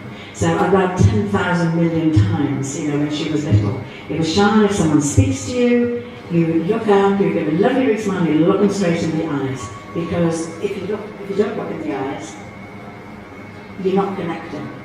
So right from the start, little kids, you can do this. All of us, make sure your eye contact's good, your handshake's good, you show interest in the other person, you see them. I think the highest compliment you can pay for anybody is to really see them. See them. See who they are. So all of those people who work with you, your team, things, really get them. Really, really, really powerful. And I think that's something we can start as from children. Now, what I want to do, okay, show of hands, who uses LinkedIn? Because this is your presence, this is your online brand. Yeah, okay. Can you say what you use LinkedIn for? Job hunting. Job hunting, yeah. What else? I sometimes put like, can you hear that? Yeah. I sometimes put like posts regarding my favorite topics. Yeah, right. Who else uses it? Yeah, at the back, yeah. Mostly for professional content, sharing the professional content. Yeah, great. Anyone else? Plus reading other people's, updating other people and how they are doing, like the courses that they're taking. Yeah. For like to know that where you have to look at your It's a great source of information these days, fantastic. One place. Anyone else? You know the latest industry updates. Industry updates, they're brilliant for that, really good for that. Yeah, So personal branding and network. definitely. Yeah. Have you got a lot of contacts then? I would imagine with your job you do. That's a lot. I do the two things. One is for personal branding, and the second is to chill out the workshops. Yeah. Being there because Yeah. And all of these are perfectly valid reasons to use. Anyone else use it for different things? So everything from research, personal brand, online, checking out. If I've got, I didn't have your names before in advance, but had I would have connected. But before I went to Chandigarh, for example, with 24 people, I connected with them all the month before, and we'd had various little conversations. It felt like I'd met them already. And so suddenly you're not walking in blind, and you're not walking into a room of strangers. You're suddenly walking, just a continuation of a conversation. Really powerful. If you're any meeting you've got, check them out. It's amazing how many people went to the same university as you, or same place as you, or you've worked for the same company, or you look at the people you've got in common. That tells you a lot. So I'm very judgy on that. I go, oh, do I want these people in my network? Sort of but you check and say, oh yeah, these are cool. They're connected to all these people I really rate. So this is great. And it can be a fantastic tool for recruitment, definitely, or getting a new job, looking at job posts, looking for keywords. So introducing keywords into your sort of your headline. And it's an amazing tool. It's an amazing tool. And the LinkedIn algorithms, they're changing all the time, but they like photographs these days, which is really good, especially if you're working in an area that's quite visual. And Dubai is a visual place, and a well-known visual place, so that can be quite cool. It's just really good. But is your brand online? If it's up there anyway, and if say for example, say if I was going to work with pick any one of you, and I checked and check online, say okay, they're not on LinkedIn. Okay, well that says something. Maybe they hate social media, fine. But it is 2025, and I think okay.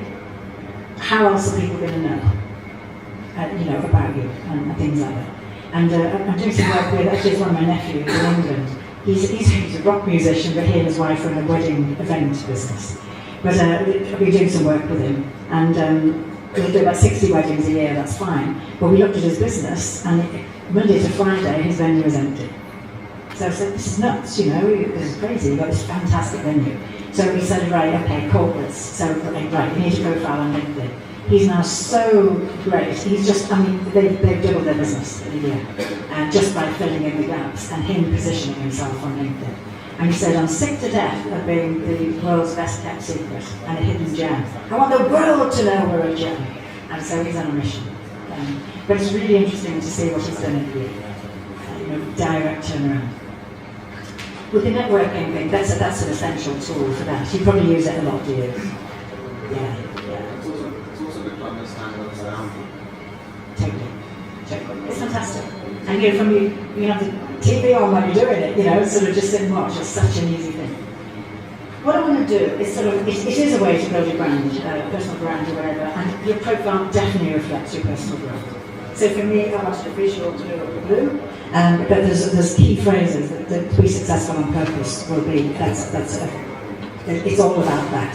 It's about helping people be successful on purpose. So, and I'm very clear that if people meet me face-to-face or online, I want to be seen as a safe pair of hands. I've been around a long time, know what I'm doing. If you want to shift from A to B, I can help. And I want that subliminal message. And it gets something you might like to think about your subliminal message. How do you want people to see you? You know, so it's interesting. So it's about getting on the radar. So what I've done, I've actually got, I should warn you, actually I've got Ashiks and Junaid's up here as well. So I thought you wouldn't mind. But I'm just, there's a few key things with LinkedIn. One, you've got to get your profile looking the way you want it. And the second thing, get it moving. So, because you don't want to get it moving and have people looking until it looks the way you want it. And there's a few key things you really need to get right on your profile. And I'm just going to focus on one of them now. It's what I call the top box. It's the first thing, it's the thing that everybody sees when they go to LinkedIn. And what I'm going to do is, to say this first, very topical now because she's just died. This is she's been one of my heroines for years, Jane Goodall. I love this quote. You can't get through a single day without having an impact on the world around you. What you do makes a difference, and you have to decide what kind of a difference you want to make. I love that quote, and I think that's particularly relevant for LinkedIn. You decide how you want to position yourself, and it really is your digital tattoo. So it's quite interesting. Just Google, I don't know if you've done it recently, Google yourself and see what comes up. And you might be a bit shocked. Or you might think, oh, I'm coming up on that page 57, you know. I need to do something about that. LinkedIn is a fantastic search engine in its own right. Strange happening here.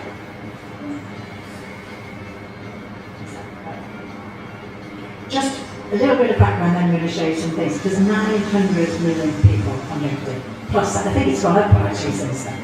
But last time I checked, and it's sort of roughly 50-50. There's more men than women. The age group, the range is sort of 25 to 55, and it's business people. It's a professional network for business people. LinkedIn, in particular, wants to encourage conversations. So you get your profile looking where you want it, and that's where it gets people interested. You then start to engage, either post stuff or see what other people are doing, and LinkedIn will reward you if it becomes a conversation, because they want it to be a conversation platform. So it's sort of an interesting thing. So what I'm going to do, these are all people who are either clients or friends and are happy for me to share. This is what I mean is this top box. And I've just picked up a load of finance people, a bit random, to show there's three key things that the algorithms look for. One is a background banner photo, and that is your stop people scrolling thing. And I'll show you a load of examples, not right, not wrong, just different ways, and you might like to trigger some thinking for how you can do your own, you sharpen up your own. But a background banner photo, really, really important. In fact, I use Ashish as an example because he hasn't got one and he needs one. And because your profile's really good, I mean that. And so you need that, and then a nice smiling photo of you that looks approachable, and that people, remember it's a networking thing, so you don't want to have a picture of you 100 metres away on a stage. You want a face so people can say, oh, I know that guy, you know, whatever, recognise that. And then the other really important bit is what you choose to put here. You've got about 3.5 lines there. I think it's 160 characters, and you can not only, what you want to do is straight away click people into where you're coming from and what you're good at doing. So for example, straight away, CFO, so straight away you know what level he is. Okay. He's into leadership, transformation, M&A, growth strategy, commercial finance, tech, media, professional services. But also coaching, mentoring, and director, and he's a fantastic mentor, this guy. Absolutely fantastic. And he's really good. So you get a lot of information in a short space of time. Not right, not wrong, and he's chosen a background of Dubai. Now, this is another friend, I'll pick on her as well. Now, she's really switched on. She works in Novartis in Singapore.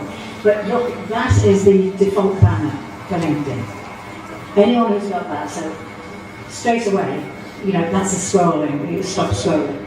This, it doesn't stand out. So whatever you do, have a background banner. Lovely photo of her. She's really switched on. I put this in here because aspiring board member candidate. She's looking for board roles now. So she's sort of straightforward putting what she's done. But look at this. She's done been to INSEAD and artists. There's a real quality stamp. This woman is switched on. But she's missing the trick by not having that. this guy, let's see, again, he's got finance leader, and then he's chosen to overlay a background photo with the words on the top. So that's another thing you can do.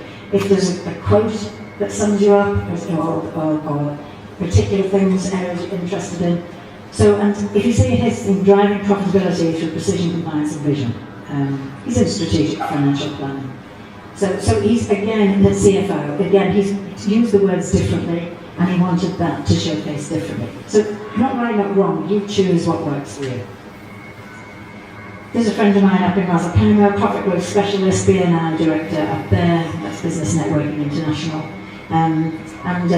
But what he's done, you see, he's chosen to put his whole, his taglines up on the top as well.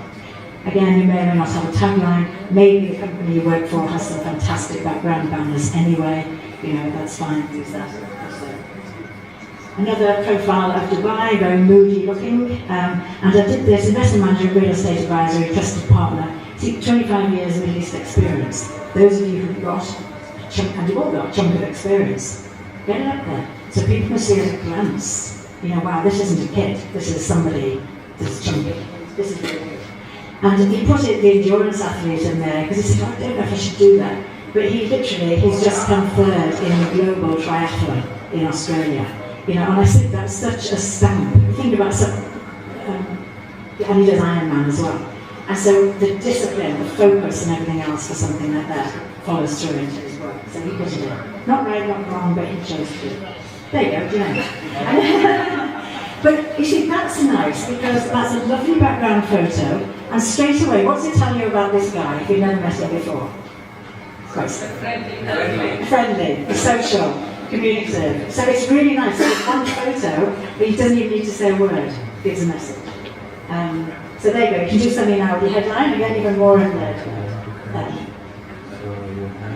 Carolyn, she's a financial wellness coach, really good. Now that's another example. If any of you speak, like you're either invited to speak in a panel, or you speak to give a talk, or you know something like that, a photo of you in action would be quite good.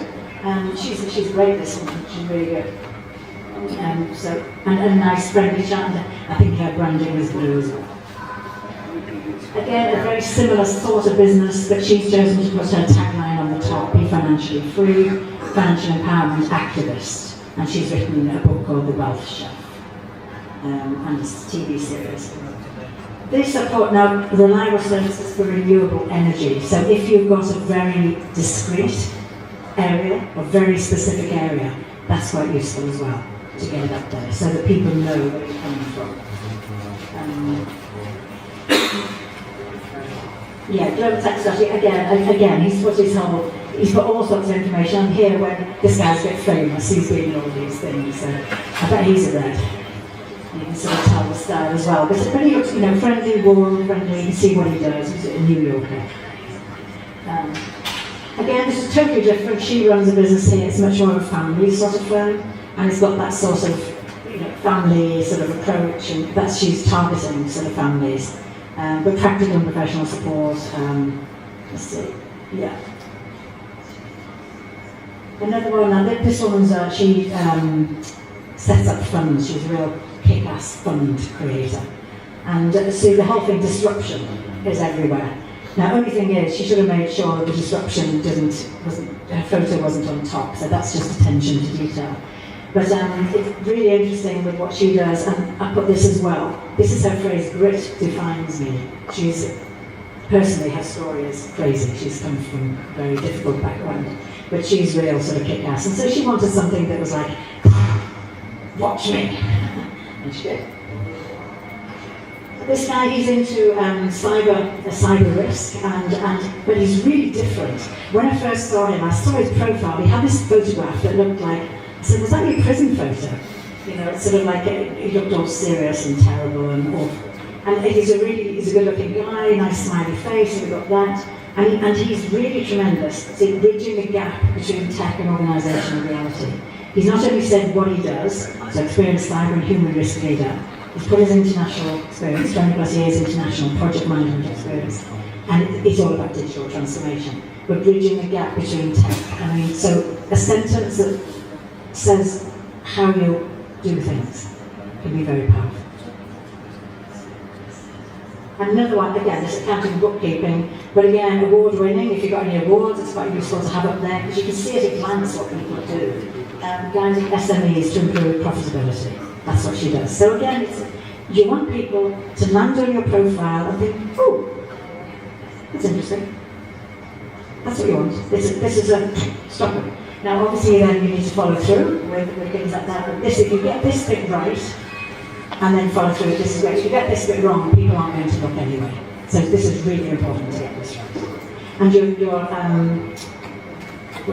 number, LinkedIn takes you seriously when you've got 500 connections. Until 500, you're under the radar. So that's, and at 500, and then 1,000, and 1,500, and 2,000, they literally, you become much more visible, and you can search other people.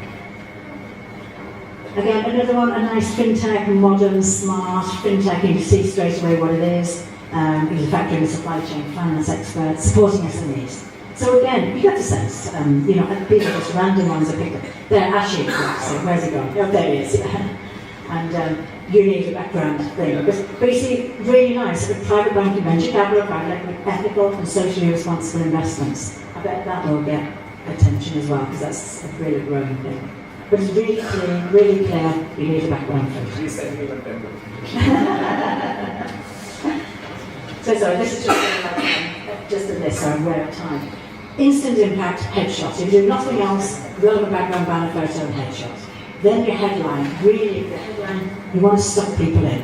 And you want people to see, at a glance, the level they're dealing with, the arena you're dealing with, and the sort of, your sort of like superpower, if you like, what you bring. And then you see relevant about section, tell the story. That's a lot more detail. 500 connections opens doors, and for me there's only one rule about connections. If you're going to ask people to connect, send a personal message. Say, great to meet you at the forum yesterday, or I really liked your post, or we've got a meeting next week, let's connect. And then straight away they'll connect. If you just click the thing, and say, connect with me, and I think, who's that? And so get profile moving, there's lots of different things, but that's the later stage. But engaging, seeing, whatever, and posting content. And I'm literally just going to show about 5 slides now, and then I promise I'll show. But there's a few things here, loud and clear. These come out more than almost anything else that I see as a coach. And one is consistency. Literally, consistency. So if you're going to do LinkedIn, for example, don't do it for a month and then not do it for 3 years. If you're going to do it, be realistic. If you're only going to do it once a month, that's fine. Do it once a month, but do it once a month. If you're going to sort of go away from this and you plan on implementing one thing, implement the one thing. Find a way to build it into your thing and implement it. Too many people go on a tour, whatever, and it's like watching TV, it's entertainment. And then they do nothing as a result. That's your choice. Don't do that. But the consistency is massive. And you do that, you use gym as a result. You go to the gym one day, you feel like, what a hero. You go to the gym one day, every day for a week, definitely this is making a difference. Go to the gym every day for a month and you've got a habit. It's probably ingrained, and it just makes a difference. I love this, and I do this anyone over the age of 30, I think is important. If you don't make time for your wellness, you'll be forced to make time for your illness. And I think that's super important. And it's easy to gloss over when you're feeling fit and healthy and well. It's a killer. And this, if you talk about it as a dream, envision it, it's possible. But if you schedule it, if it's in your diary or your planner or whatever it is you use to stay organised, it's real. So get it in there and stick it in. This is, again, the health. You see this one of my branding things, the blue things, but the health is super important. And the elements of real food is to move away from anything in boxes and with ingredients panels. You want to avoid them. Sleeping is super important, and especially if you've got little kids, but there you go.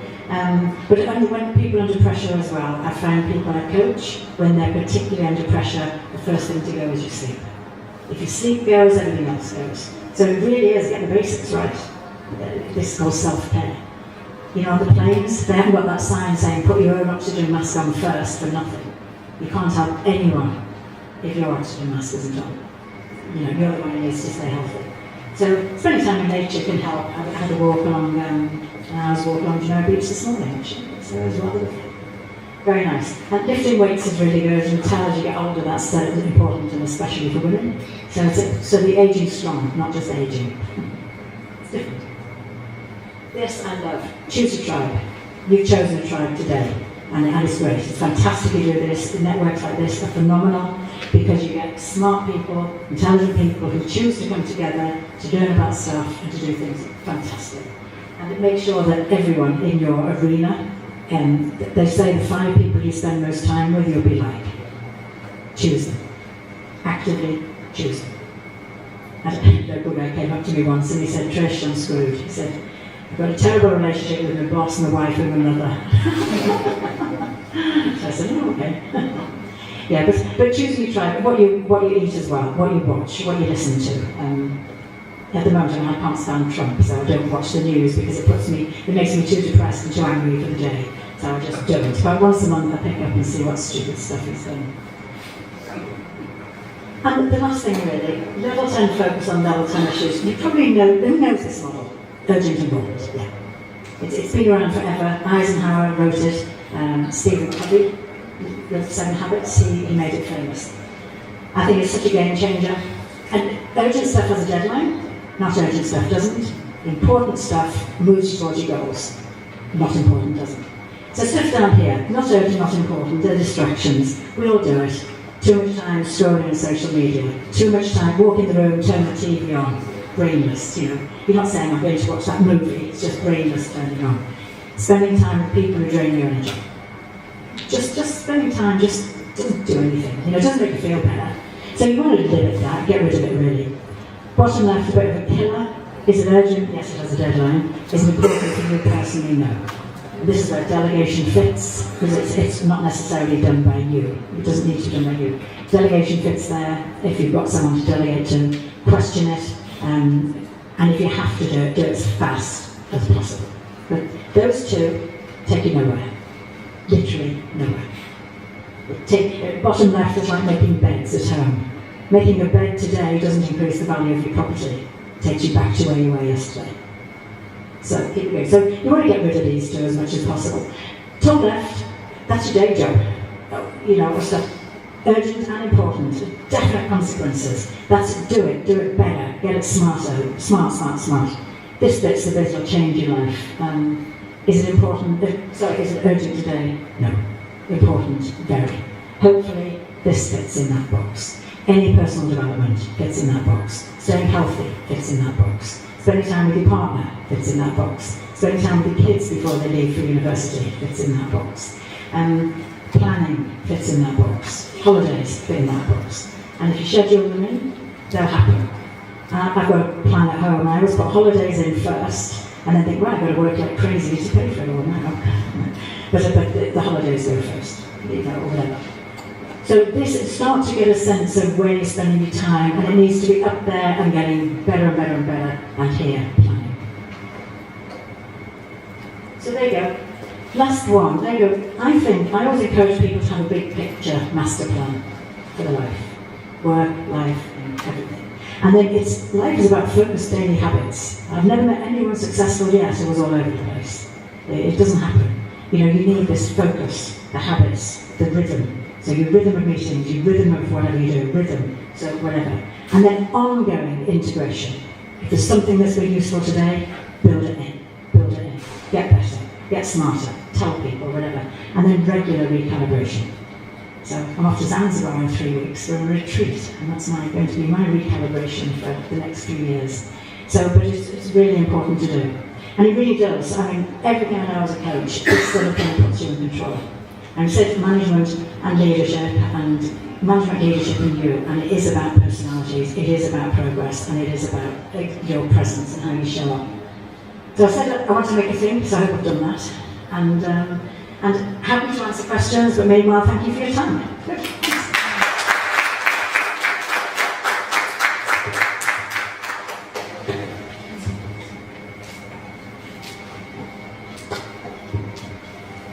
Thank you, Tricia.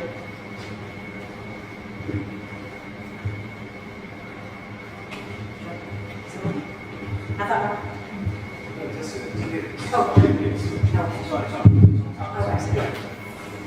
Thank you, Tricia.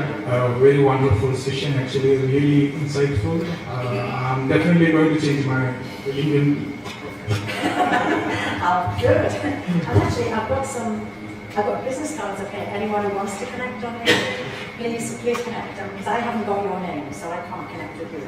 But if you want to connect with me, I'll happily connect.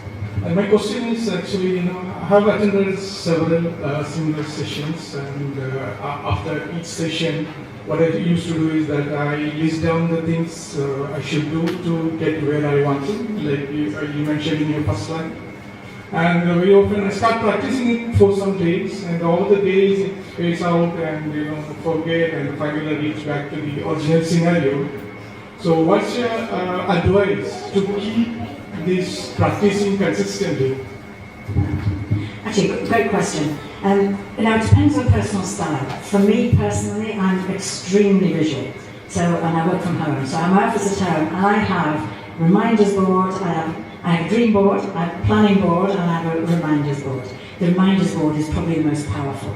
And if there's something, say for example, sharpening LinkedIn, whatever, that would be going on my reminder board this afternoon, and I see that every single day. And then I'll look at my diary and think, okay, I've got a whole planning day free next week, or block it off. I tend to have Fridays as a plan. But you have to put it in your schedule, otherwise it'll forget. But I'm very happy, if the slides are useful to anyone, again, I'm very happy to send the slides, I'm very happy to send the questionnaire, if people would like that. But I don't want to bombard you unless you want me. Yeah, but that's for me. Somebody else, anyone else, let's throw it open to the room. How do you remind yourself to do stuff?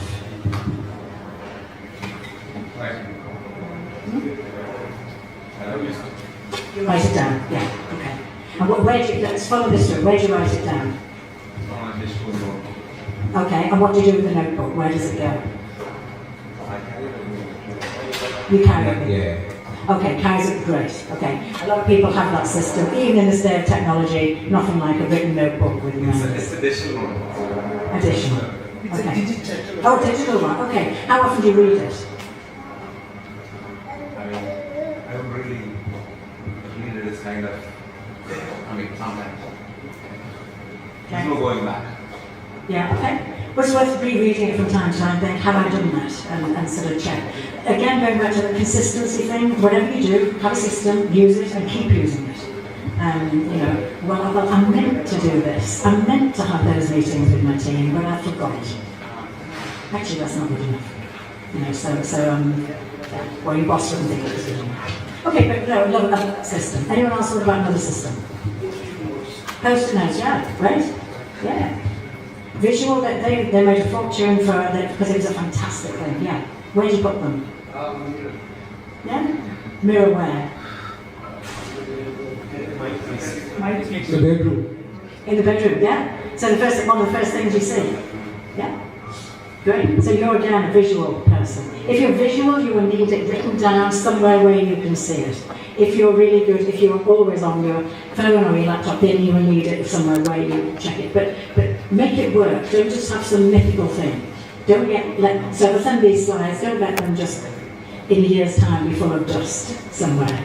You cross out anything you don't need, and maybe there's one idea in there that you want to use, and use it. This is where coaches, what was I described as? I was described recently by several clients as their secret weapon, which was really very splattering. And another one said, a bit less flattering, he said, you just kick my ass all the time. So I said, okay, that's probably as good as a secret weapon. But some of that kick-ass stuff is reminding. So you said you were going to do this, what have you done? And we can all get busy, but if you're still saying you're busy 3 months later, really? Really? Okay. Yes, it's a great question. I'm sure of the 8,000 plus personalities that you've coached, quite a few of them are super achievers and very, very successful. So just on that note, just wanted to know your view in terms of, do you have to be selfish to an extent to be really successful? I wouldn't call it selfish, clear, I'd call it. Clear and focused, but selfish? Not really. Explain more why you think it needs to be selfish. So in terms of, you have to drop the balls, maybe in other commitments, other responsibilities to an extent, to be really focused and driven in terms to create something or to really achieve in a particular thing. I mean, it's one thing in parallel progressing, but then if you want to be super focused, you may or may not be able to do it in parallel. So we got your wife here. I'm glad she isn't here. Well, because often people do, and men ask that question, and they say that you've got to balance it. When I was a single mom from when my daughter was very young, and if I was crazy busy at work, I'd always book in dates. And she said as an adult, she said that was one of my favourite things. And we literally always had an age-appropriate date and did whatever. But it was special time. If you can't message with the guys, if you're married or whatever, you can't just ignore your home life and expect your wife's going to pick up the ball on every other aspect of life. That is seriously selfish. And to be honest, it doesn't really take you very far. You know, this is the world of co-parenting and co-everything. So I think talk to your partner or talk to your whatever, or try and look at, have a master plan for your life. What are the bits of your life you want to work? So for me, there was no job on the planet that was worth damaging my reputation with my daughter. Not one. So you have clear priorities. So it's priorities really, and then live your life according to that. And then, did that answer it? I don't think you have to just focus on work only and forget everything else to be successful. I work with people who are phenomenally successful in all areas of their life, but they do have to choose. I do have to select. Does that make sense? Yeah, it's just that I have personally known quite a few individuals who are super successful, but maybe just coincidence, or they had certain patterns in which they probably did not succeed as well in some other aspect of their life. So just wondering that, was it at the cost of something else that they had to really put in the effort to succeed, or is it a different pattern that you've seen just was previous? Yeah, it's a choice. I see both. I see people who do sacrifice everything, and we don't need to. Think about it, decide what you want. Thank you, Tricia, for that wonderful presentation. I was actually going through another project about leadership styles. So it's talking about bureaucratic, authoritative, innovative, pace-setting, democratic, and many traits of leadership. And it says that a particular leadership style will be effective at a particular moment in time or a particular requirement. And the real success lies in adapting the style to the requirement. I don't know, in fact, I have seen people, leaders, who are actually sticking to a particular style. An authoritative leader is always authoritative. It's very difficult for that person to become a democratic or an innovative leader. I mean, this is my personal experience. Similarly to your chart, what you have seen, the blue, red and green, is it possible for that person to really change from blue to green or green to red? I mean, is it possible for a person to change the underlying character? It's personality profile, so that if you're basically a blue, you're not suddenly going to become a till of the home, or whatever. But what can change and should change when appropriate, and that's what your model's about, is your behaviour. So if you're with, depending on your team, I mean, one style, so an authoritative style will work with some people. I can tell you for a kick-off it wouldn't work with me, so I'd be a pain in the neck if someone was trying to be like that as a leader to me. So that would be someone not reading me and getting the best out of me. So that's where it's about emotional intelligence and recognising when you need to adapt your behaviour. It doesn't mean you sell your soul, it doesn't mean you change your personality. It means you recognise you need to shift your behaviour to get a different result. Does that help? Thank you. Yeah, okay.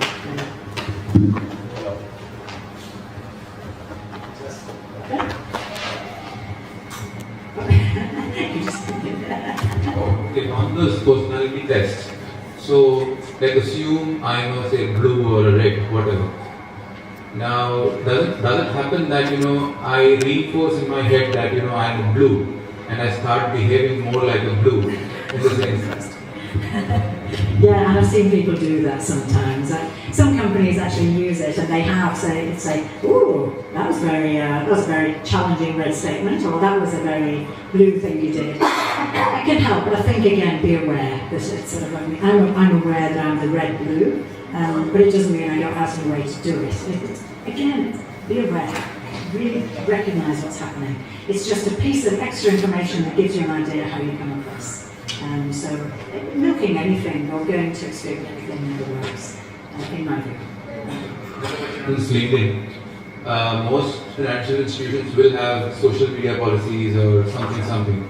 So it's quite limited as to what you can actually post on LinkedIn in terms of your area of expertise or whatever. So what do people do in such cases? Yeah, I mean, if you work for any company, you do have to follow guidelines. So there'll be certain things. So they probably expect you to repost things that are about the business. But what I see working very well is if, say, what's your area, for example? I work with a bank. You work with a bank, okay. Yeah, so usually you can't post your views or something like that, right? I mean, financial views on markets, something like that. I mean, you are not allowed to, because bank will have a view and you are an employee of the bank and all those things. Well, you'd have to pick a sort of less contentious topic. It may be something about, I don't know, if Teams your thing, or a great way to get your bank team working together, or whatever. I think you just got to pick your non-contentious topics. But if you work for a company, there are certain things that go with the company, and you have to suck it up, if you like. But don't just say, "I can't do anything." Think, okay, what do I want to be known for? There's probably not contentious views if you work for a bank. Hi, just another first question regarding the personality traits. I probably see myself as a blue, probably a deep blue, and let's say I'm not now where I want to be, and I think that maybe being a red or a deep red would help me to reach where I want. So is that switch from deep blue to deep red possible at this stage of my life? In terms of behaviour becoming more focused, yes. You're not going to suddenly become Mr. Red, you know. And actually, of all the people in the room, your eye contact is the strongest. So I knew you were yes. And he's the most, you nod, and you know when you're giving a presentation, you pick off a few people because they're all smiling and nice, you know. So that's him. So I can tell the blue. But you can for. What's your boss? Let me go back. What's your boss? Red, blue, or green? My boss is probably blue. Oh, blue as well. Okay. So you need. Sometimes this can help to have a mentor who's a little bit more like you want to be, to sort of like pick their brain or whatever. Sometimes it's okay. How can I get more focused about this? So next meeting, next week. What meeting to go to? Right. Okay. What do I want? What's the result I want from this meeting? People to view me. And really go in with a plan. I find blues in general don't have a plan. Maybe you're the exception. But a lot of blues don't. They care if people like them or whatever. They're not really thinking, right, how can I sort of make an impact here? I think it's just getting more focused. Maybe read books. It's funny because if you've got business books, for example, reds like books like 10 Ways to Be a Better Leader. You know, and then greens with the history of leadership in 12th century, you know, exaggerating, but you know, they would like the detail. And the blues probably would read less, actually, but they would like more stories. There became a genre about 10 years ago where there were like novels, but business books, but written in the form of novels, and blues really liked that, because it was about people. So, yeah, I think just being aware that you need to be more focused. And every single thing, look at your plan for the week and think, what can I do? So where do I want to be by the end of the week? What do I learn? What can I sharpen up? Because for blues, it's about sharpening. That's good. Yeah, it was a very insightful session. My question was about the behavior traits. So you said that the result of dealing with the person depends upon the personality trait of that person. So it will be easy to understand the trait of a person when we are dealing with that person multiple times, like a boss or someone. But when we are having a meeting with a new person, I mean the person we know. So the result of that meeting highly depends upon how we are actually building the trust. And building the trust means it also depends upon the personality trait, right? So if the person is blue, the building the trust depends upon the relationship. If the person is red, then building the trust depends upon how we convince we are going to achieve. So what would be your advice on meeting a new person and understanding what would be the personality? Well, people give clues away all the time. I mean, blues will definitely be the friendly ones, the warm relationship. So to remember their name, for example, would be really important for them, things like that. There will always be reds in the room. So deliver, bang. What's this about? And so if you're doing a presentation, there will 100% be reds, blues and greens in the room. So you need to say, okay, this presentation is about X, bang. So okay, that's sorted out the reds. But but look, you can't do that, you've got to sort of build a relationship, so therefore then the blues are listening. And you say, well look, I've only had 20 minutes to do this, so nowhere near enough time to go into detail, but I have prepared a handout. There's for the greens. Only the greens will pick it up, the others won't. And the greens will check every figure. So, so make sure things match. So assume people are going to be different. Reds you will know. Reds, okay, yeah, what are you here for? Tell me now. It's sort of like there's an energy, an urgency. And the greens will be, the greens are the centres actually. They're harder to work out where they're coming from because they don't speak up so much. So bear that in mind. Anyone who wants to stand out and get on the list, if you're green, much harder to know where you're coming from and you're less likely to get on the list. So you need to do something that people recognise.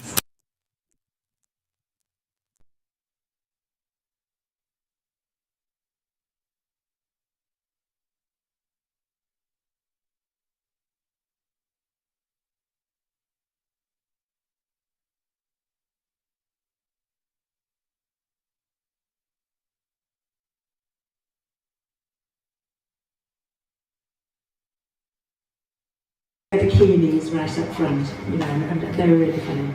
But it's tune into behaviour, and if in doubt, ask them, what would make this work for you? What would be a good result? And the thing is that we might prepare a presentation for a meeting, and that presentation might be, say suppose I'm a green person, I think that You do a green presentation. Yeah. Then the other person is a red person. Yeah. He won't be bothering about the presentation. Right. So you need to think, okay, what's in it for them? Who's in the room? What are they likely to do? And if possible, ask a red person, help me with the first bit. If you haven't help me with the first bit, if you haven't told a red, if they don't know what's happening within 30 seconds, you've lost them. They have attention span of a gnat. So, but it's no good. You can have a brilliant presentation, but if you're not going to talk about language, why should I listen to you? So put yourself in their shoes. Anyone else? I'm very aware we've got over time now. So one last question. Okay, just one last question. Let's say if you have a deep blue, deep red, green, three people, who is more likely to be most successful? If I assume the deep blue will be having the chances of success, because he will be ready. Well, the Reds will probably get the results, but they'll probably end up solo because everyone will leave and be so fed up with them.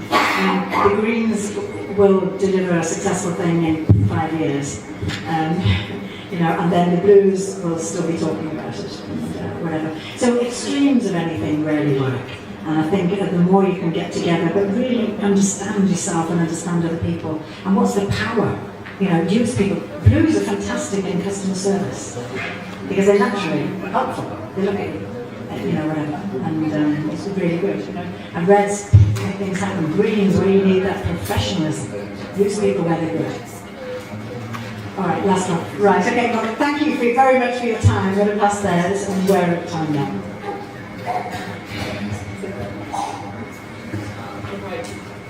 Thank you very much, Ms. Tricia Evans. I think everybody really enjoyed it. A big round of applause. She's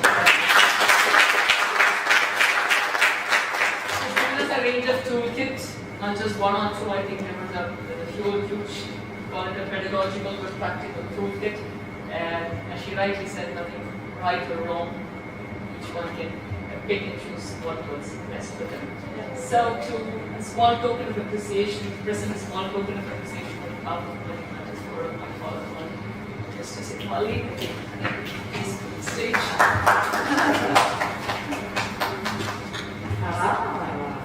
Mr.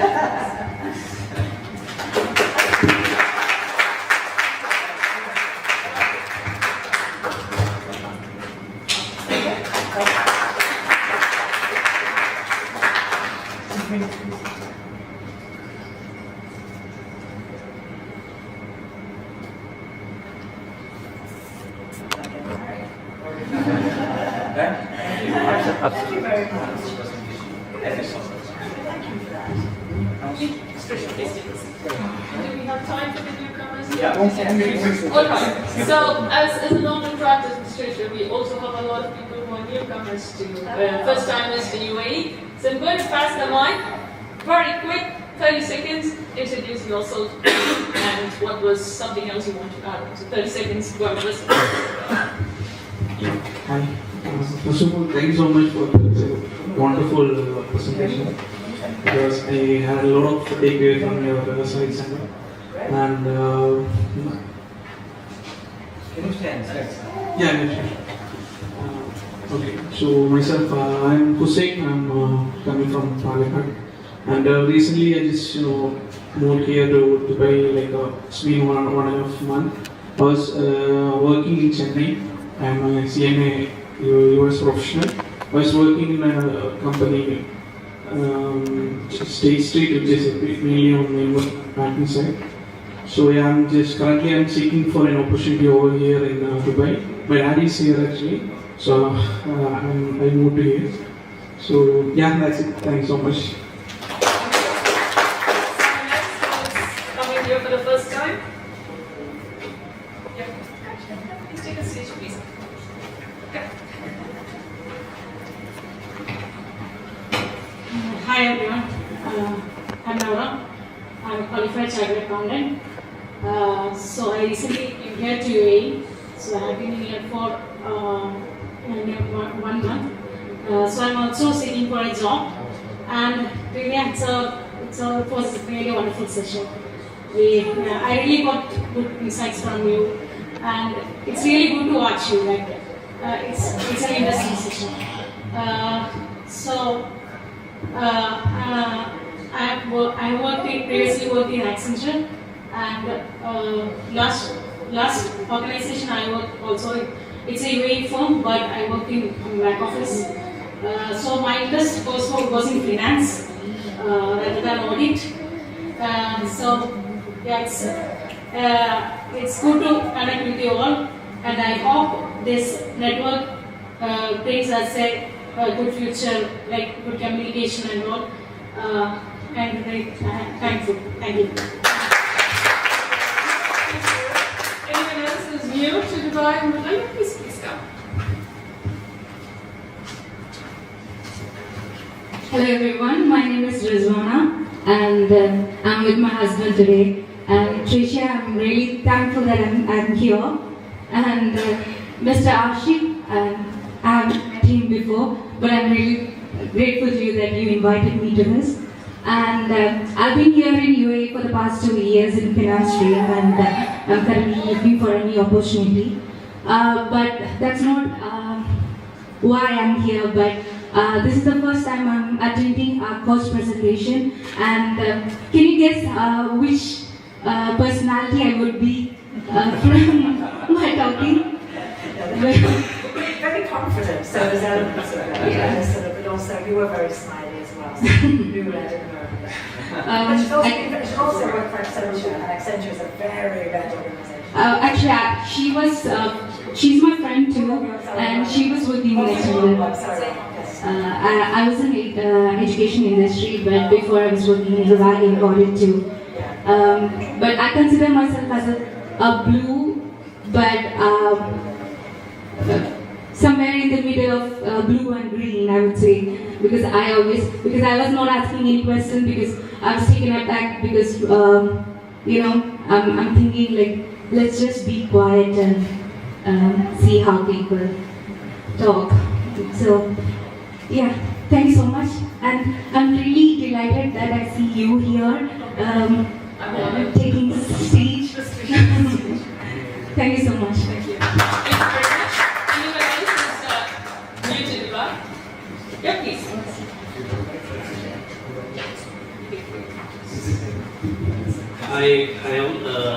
I'm Afzal, and I worked as a business analyst in my previous company, and Mr. Ashik has invited me for this event. And frankly, this is my first time attending such an event, and I'm truly glad that I have attended this event, because I was in a confusion whether I was a blue or a green, and I think I got a point now that I'm green definitely, and the things that I have to work for myself to achieve the certain goals. And currently I'm seeking new opportunities in Dubai as a business analyst. I've also worked in the banking sector, and previously the last organization I worked was a marine industry. So yeah, hopefully I'll get to connect with the people over here, find some opportunities. Thank you. Anyone else who's new would like to come and introduce themselves on the stage? Would you like? No? Those who would like to, please come, but no pressure. That's it. As Tricia says, no pressure. All right. Tricia, also I think got to know of all the slides, what was it that really attracted everybody? So it's a personality. But right, thank you very much. We'll now have a photo session with our guest speaker. I request all of you to be here.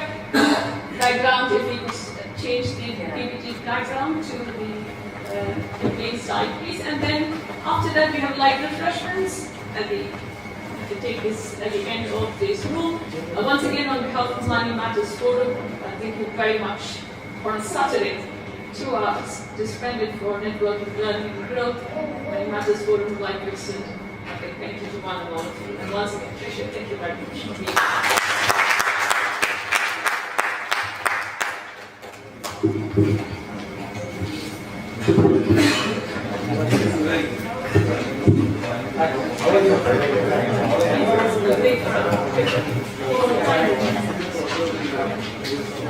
Could you join us for the picture, please?